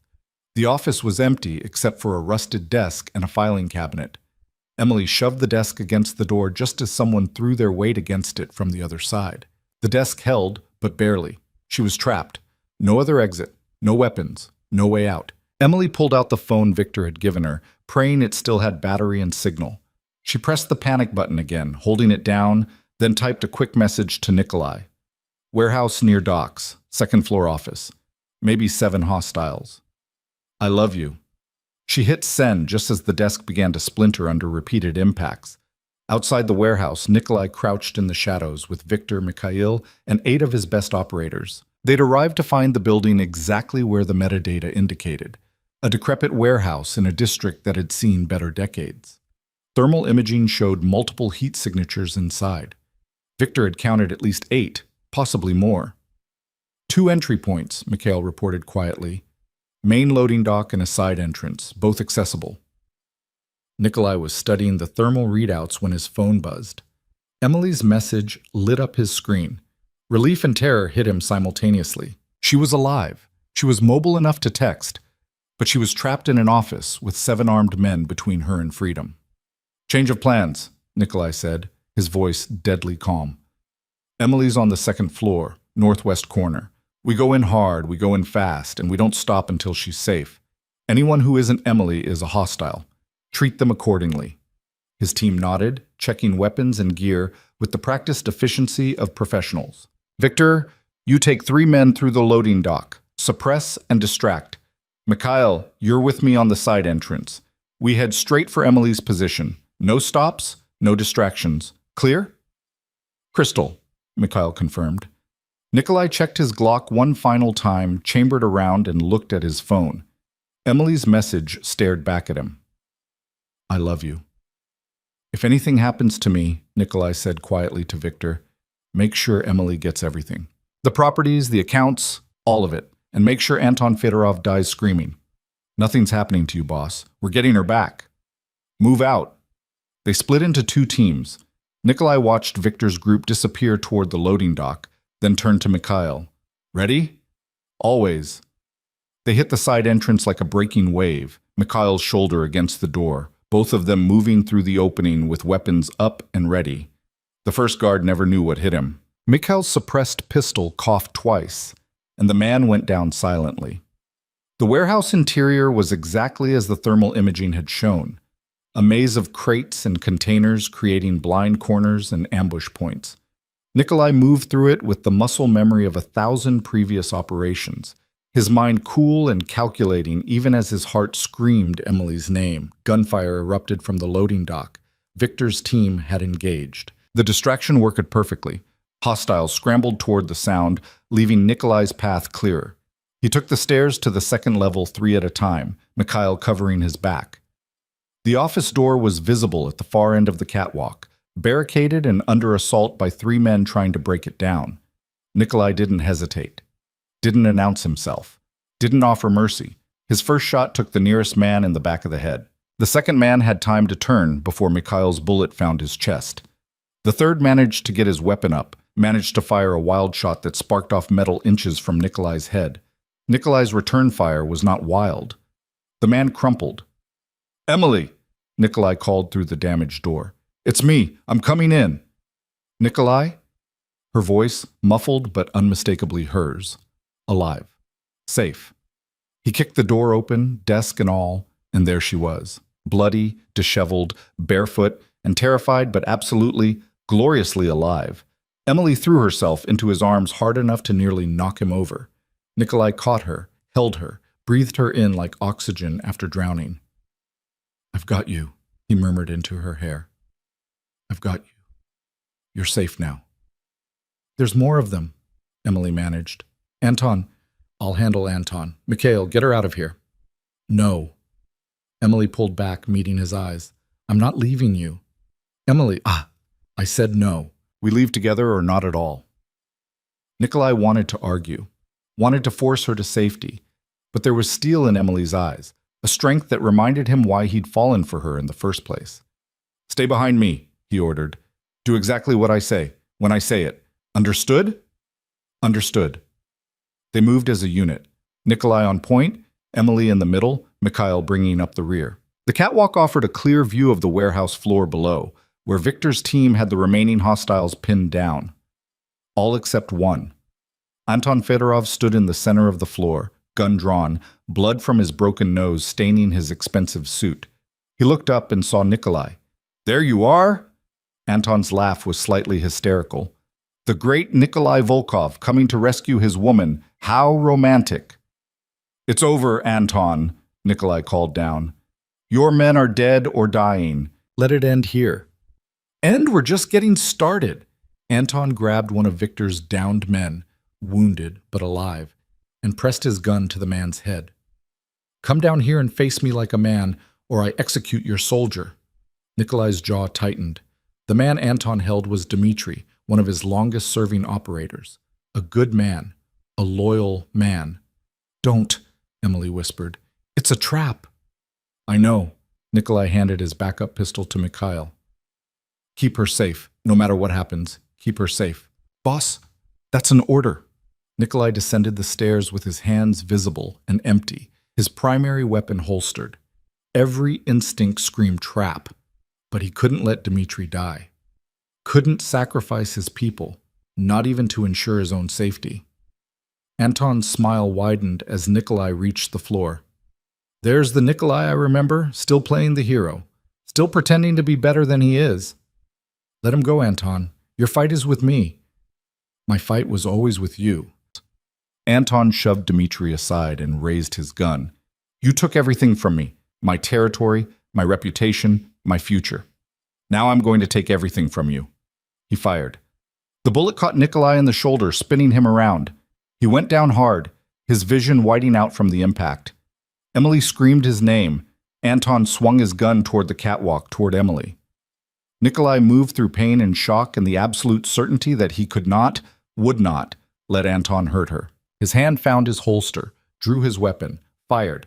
One shot, center mass, just like he'd been trained. Anton staggered, looked down at the spreading red stain on his chest with an expression of genuine surprise. "You always were faster than me," he said, almost conversationally. Then he fell. The warehouse erupted in controlled chaos. Victor's team securing the perimeter. Mikhail racing down the stairs with Emily. Emily reaching Nikolai's side, her hands already applying pressure to his wound. "Don't you dare die on me," she said fiercely, tears streaming down her face. "Not after all this. Not now. Not planning on it." Nikolai managed a weak smile despite the fire in his shoulder. "Takes more than one bullet to stop me." "Ambulance is 3 minutes out," Victor reported. "Police will be here in 5. "Get the scene cleaned," Nikolai ordered, his voice weaker than he wanted. "Make it look like self-defense. Anton kidnapped Emily. We came to rescue her. He fired first."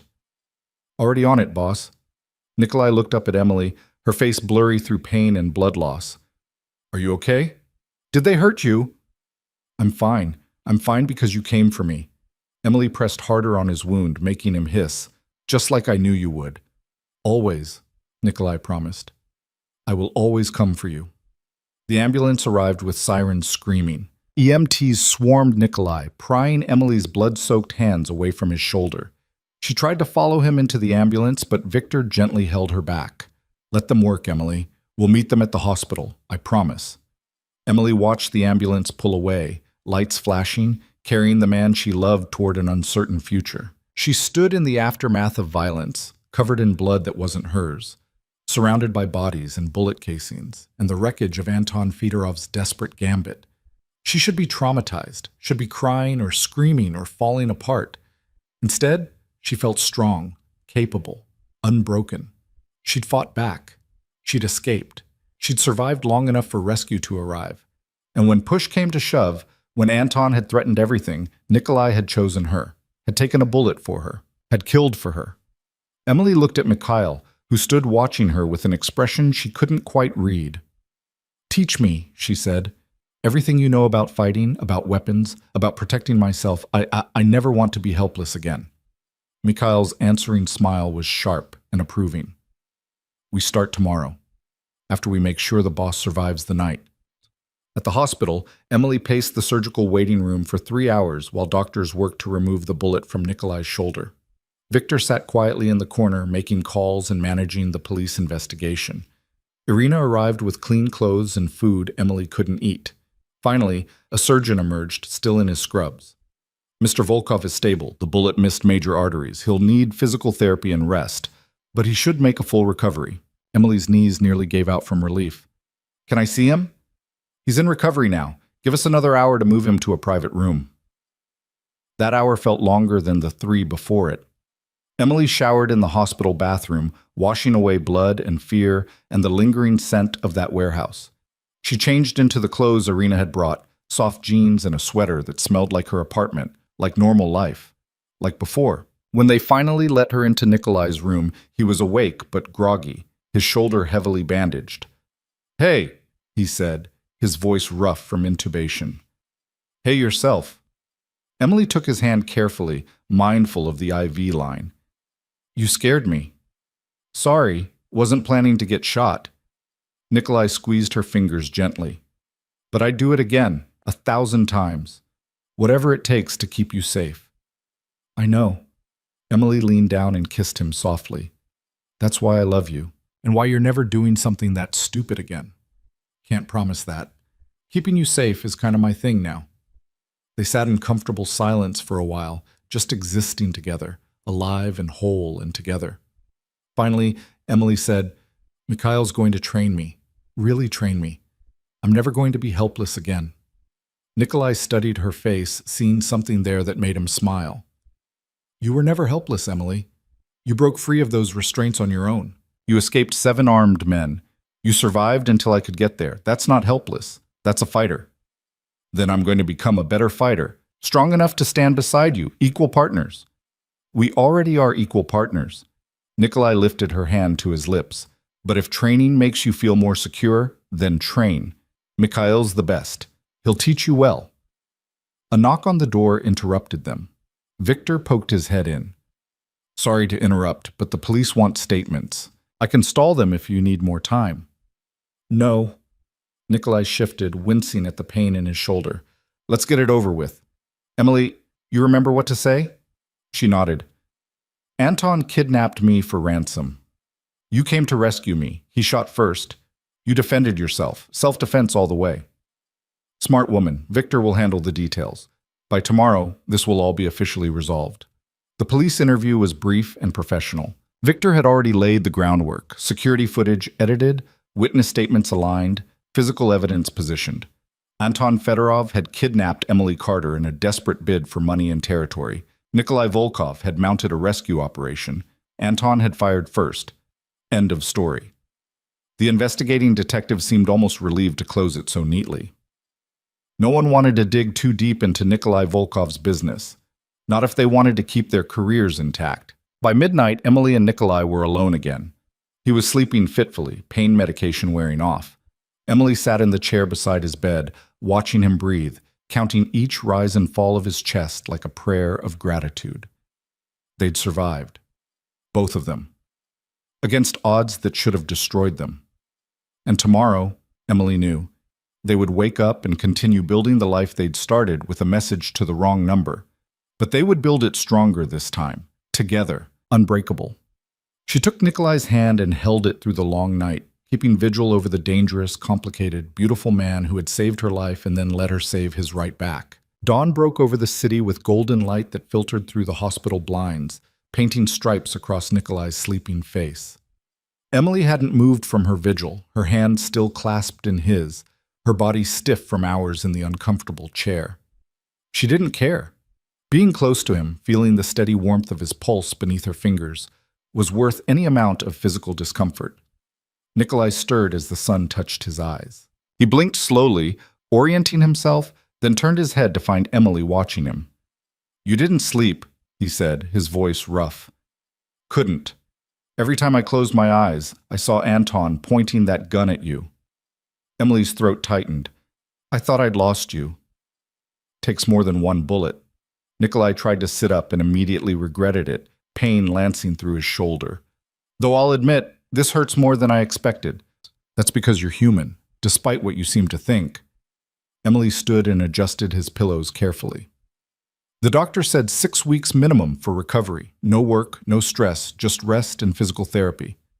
6 weeks? Nikolai looked horrified. "I can't take 6 weeks off. The businesses, the operations, will run fine without you. Victor and Mikhail are perfectly capable of managing things. You taught them well." Emily's tone left no room for argument. "You're taking the time to heal properly. End of discussion." Something shifted in Nikolai's expression, surprise giving way to amusement, then to something deeper. "You're not afraid of me anymore, are you?" "I was never afraid of you. I was afraid of needing you, of depending on someone again after Travis." Emily sat on the edge of his bed. "But last night taught me something important. Needing someone doesn't make you weak. It makes you human. And I need you, Nikolai. Not because I can't survive without you, but because I don't want to." Nikolai reached up with his good arm and cupped her face. "I need you too, more than I've needed anyone in my entire life.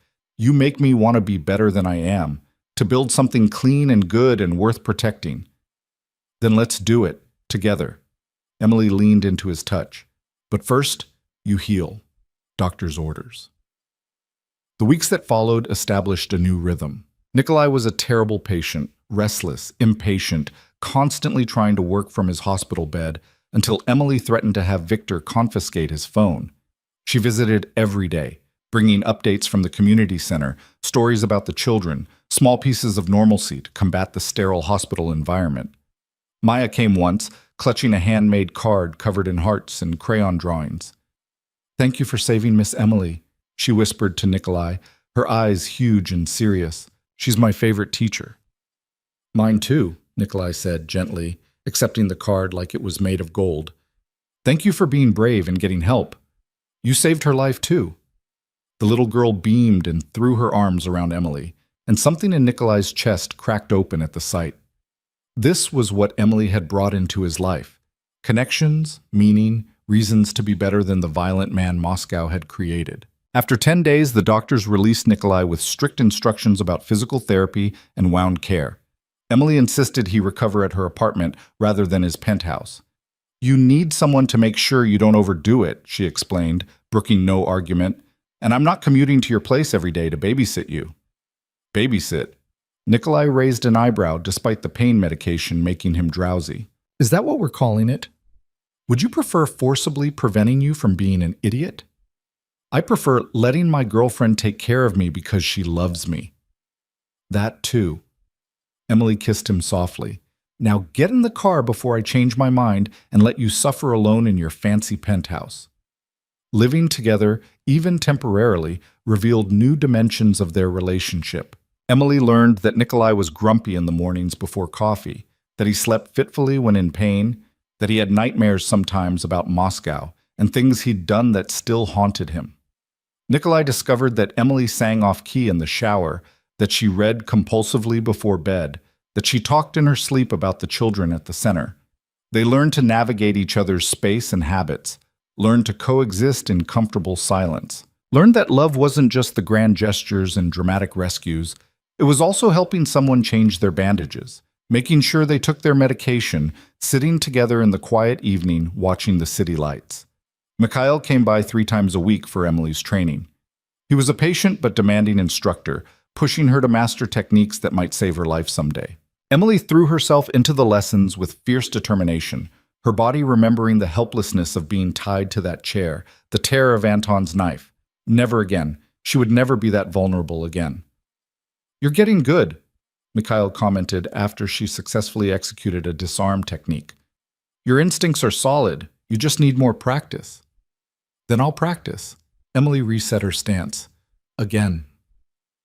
From the couch, Nikolai watched with a mixture of pride and concern. He wanted Emily safe, wanted her strong, but part of him hated that she needed these skills, that his world had forced her to become a fighter. As if reading his thoughts, Emily crossed to him after the session ended. "Stop brooding. This isn't your fault." "Isn't it? If you'd never met me, I'd probably be dead. Travis would have killed me eventually. You saved my life, Nikolai. Everything that's happened since then, the good and the bad, is because I'm alive. I'll take that trade every single time." She was right, and Nikolai knew it. But guilt was a persistent companion, whispering that Emily deserved better than a man with blood on his hands and enemies who might try to hurt her again. "What are you thinking?" Emily asked, settling beside him on the couch. "That I should let you go, for your own safety." Emily's expression hardened. "Try it, and I'll use everything Mikhail's teaching me to kick your ass. We're past the point of noble sacrifices, Nikolai. We're in this together, for better or worse. You don't get to make that choice for me. Even knowing how dangerous my world is, even after Anton, especially after Anton." Emily took his hand. "He tried to use me to hurt you. He failed. We won. And every day we're together, we keep winning. I'm not running from that." Nikolai pulled her close, mindful of his healing shoulder, and buried his face in her hair. "I love you. So much it terrifies me sometimes." "Good. Love should be a little terrifying. It means it matters." Emily tilted her face up to kiss him. "Now stop trying to protect me from yourself. I'm a grown woman who knows exactly what she's getting into." 6 weeks after the shooting, Nikolai returned to work with a clean bill of health and a new perspective. The bullet wound had given him time to think, to reevaluate, to consider Emily's words about building something better. He called a meeting with his top people, Victor, Mikhail, and the heads of his various operations. "We're going legitimate," he announced without preamble. "All of it. The gray area operations, the questionable imports, anything that could bring law enforcement attention. We're transitioning everything to legal enterprises over the next year." Victor's eyebrows rose. "That's a significant shift, boss. Some people won't be happy about it." "Then they can find new employment. I'm done operating in shadows. I'm done watching over my shoulder, wondering who's going to be the next Anton Fedorov. We have enough legitimate revenue streams to make this work. Real estate, import-export that's actually legal, investments. We build on that foundation." "This is because of Emily," Mikhail said. It wasn't a question. "Yes, and because I'm tired of being the man Moscow made me. I want to be someone she can be proud of. Someone who doesn't need to explain away his business practices or worry that his enemies will target the woman he loves." Nikolai's voice was firm. "This is happening. You're either with me or you're not."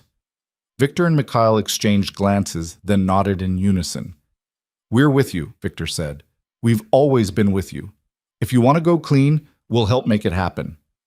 The transition took months of careful planning and execution. Operations were shut down or sold. Questionable partnerships were dissolved. Money was moved, laundered through legitimate channels, invested in businesses that could withstand scrutiny. It wasn't easy, and it wasn't always smooth. But slowly, methodically, Nikolai Volkov transformed from a crime lord operating in the shadows to a legitimate businessman building an empire in the light. Through it all, Emily was his constant. She worked at the community center, her bond with the children deepening with each passing day. She continued her training with Mikhail until she could hold her own in a fight. She took online classes and finished her degree. She moved into Nikolai's penthouse properly, making the sterile space feel like a home with books and plants and photographs of the children she'd grown to love. And she loved Nikolai with a fierce, uncompromising devotion that transformed them both. 1 year after the warehouse, on a crisp autumn evening that reminded Emily of the day she'd sent that fateful wrong number text, Nikolai took her back to the community center. The building had been renovated over the past months. New paint, new floors, new equipment. Nikolai had poured money into it, transforming it from a barely surviving charity into a state-of-the-art facility that could serve hundreds of children. "Why are we here?" Emily asked as Nikolai led her through the empty building. "It's Saturday. No one's here. Just trust me." He brought her to the gymnasium, which had been decorated with strings of lights and flowers. Patricia, Marcus, Sophia, and Tom stood off to one side, all dressed up and smiling. Victor and Mikhail flanked the entrance in suits, looking uncomfortable but pleased. Irina dabbed at her eyes with a handkerchief, and in the center of the room stood a small platform, the children's artwork creating a backdrop of color and joy. Emily's breath caught as understanding dawned. Nikolai turned to face her, taking both her hands in his. "A year ago, you sent a text message to the wrong number. You were desperate and afraid and looking for help. That message changed both our lives. It saved you from Travis. But Emily, it also saved me." "Nikolai, let me finish." He squeezed her hands gently. "Before you, I was a man who'd forgotten how to feel anything beyond anger and ambition. I'd built an empire, but it was hollow, empty. Then you came into my life and reminded me what it meant to be human, to care, to want to be better." He released one of her hands to reach into his pocket, withdrawing a small velvet box. Emily's eyes filled with tears. "You've made me want to build something real and good. You've shown me that redemption is possible, that the past doesn't have to define the future, and I want to spend the rest of my life building that future with you." Nikolai opened the box, revealing a ring that caught the fairy lights and sparkled like captured stars. "Emily Carter, will you marry me?" Emily looked at the ring, then at Nikolai's face. This dangerous, complicated, beautiful man who'd saved her life and then let her save his. She thought about the journey that had brought them here, from that terrifying night in Travis's apartment, to this moment surrounded by people they loved, in a place that represented hope and second chances. "Yes," she said, her voice steady and sure. "Yes, I'll marry you." Nikolai slipped the ring onto her finger and pulled her into his arms, kissing her deeply while their friends applauded. When they finally broke apart, Emily was crying and laughing simultaneously. "I have something for you too," she said, wiping her eyes. "I was waiting for the right moment, but I think this is it." She reached into her purse and pulled out an envelope, handing it to Nikolai with trembling hands. He opened it carefully, extracting a document that made his eyes widen. It was incorporation papers for a foundation, the Second Chances Foundation, dedicated to helping victims of domestic violence. Emily had listed herself as director and Nikolai as primary benefactor. "I've been planning this for months," Emily explained, "using everything you've taught me about business and everything I've learned working with the children. We'll provide safe housing, job training, legal assistance, counseling, everything I wish I'd had when I was with Travis. Everything that might have helped Alina if she'd had somewhere to turn." Nikolai stared at the document, his throat tight with emotion. "This is incredible. I want to help people the way you helped me. I want to turn that wrong number text into something bigger, something that can save other women who are desperate and afraid and don't know where to turn." Emily's voice was passionate, fierce. "We can do this together, build something that matters." "We already have." Nikolai pulled her close again. "This foundation, this center, this life we're building, it all matters. You matter. More than anything." The celebration that followed was small but perfect. Patricia produced champagne and a cake. The children had made decorations that now adorned the walls. Maya presented Emily with another handmade card, this one declaring "Best Teacher and Future Bride" in careful crayon letters.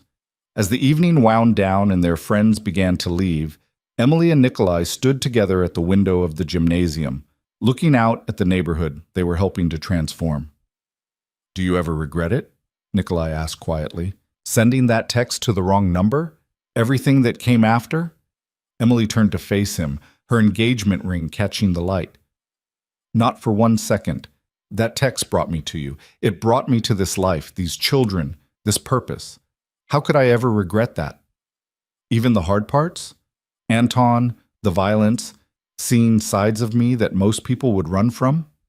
Especially the hard parts. They proved we're strong enough to survive anything together. Emily reached up to touch his face. You asked me once what we do about falling for each other. Remember? I remember. Well, I have an answer now. We keep falling, deeper and harder every day. We build a life and a family and a future. We help people who need it. And we never, ever forget how lucky we are to have found each other, even if it took a wrong number to do it. Nikolai kissed her then, pouring everything he felt into the gesture, love and gratitude and promise and hope. When they separated, both were smiling. Come on, Emily said, taking his hand. Let's go home. They drove through the city together, past the apartment where Travis had nearly killed her, past the penthouse where Nikolai had first brought her to safety, past all the places that marked their journey.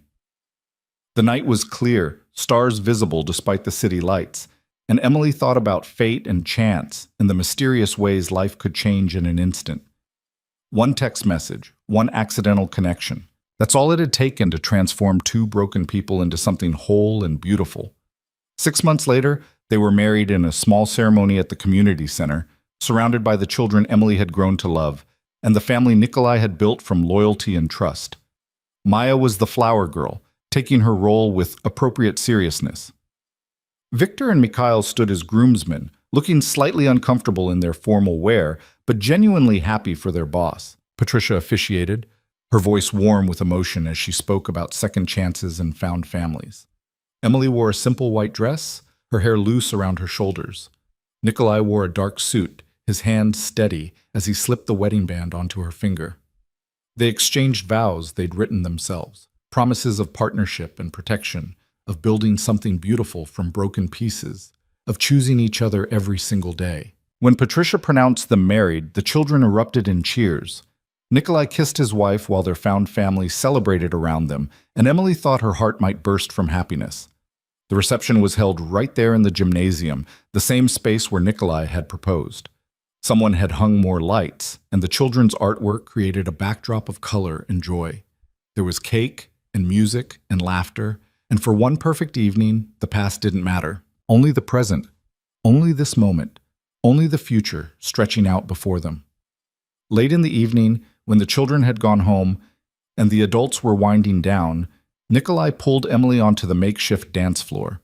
They swayed together to soft music, her head on his shoulder, his arms around her waist. "What are you thinking?" Emily asked, her voice muffled against his chest. "That I'm the luckiest man alive, that you're the best thing that ever happened to me, that I can't wait to see what we build together. We've already built so much, and we're just getting started." Nikolai pulled back to look at her face. "The foundation launches next month. We're opening 2 more community centers by the end of the year. Victor's completely transitioned all the businesses to legitimate operations. We're building an empire, Emily, but this time, it's one we can be proud of." Emily smiled up at him, this dangerous man who'd become her salvation and her partner. "I love you, Nikolai Volkov." "I love you too, Emily Volkov."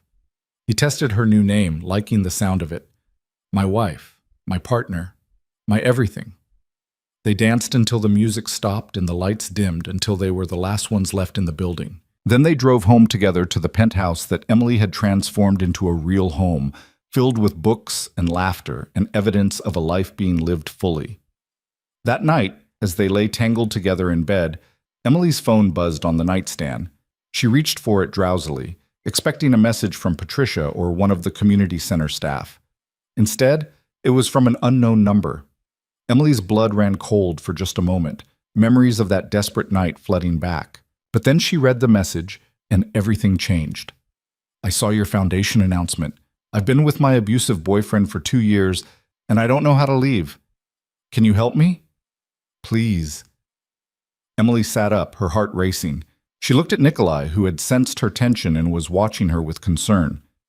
"What is it?" A woman asking for help. She saw the foundation announcement. Emily's voice was thick with emotion. "Nikolai, this is it. This is why we did all of this. So women like me, like her, have somewhere to turn when they're desperate. What are you going to do? Emily looked at the message again, remembering what it felt like to be that desperate, that afraid, that lost. Then she started typing. Where are you? We can help. You're not alone anymore. She hit send and looked at Nikolai. We're going to help her, just like you helped me. We're going to give her a second chance. Nikolai pulled her close, kissing the top of her head. That's my girl. Saving the world one wrong number at a time. Emily's phone buzzed again. An address, a plea for urgency, a life hanging in the balance. She was already getting dressed, already planning, already becoming for this stranger what Nikolai had been for her. Salvation in the darkness, hope when all seemed lost. Nikolai dressed too, calling Victor to coordinate, falling into the familiar rhythm of a rescue operation. But this time it wasn't about violence or revenge. It was about something better, something that mattered.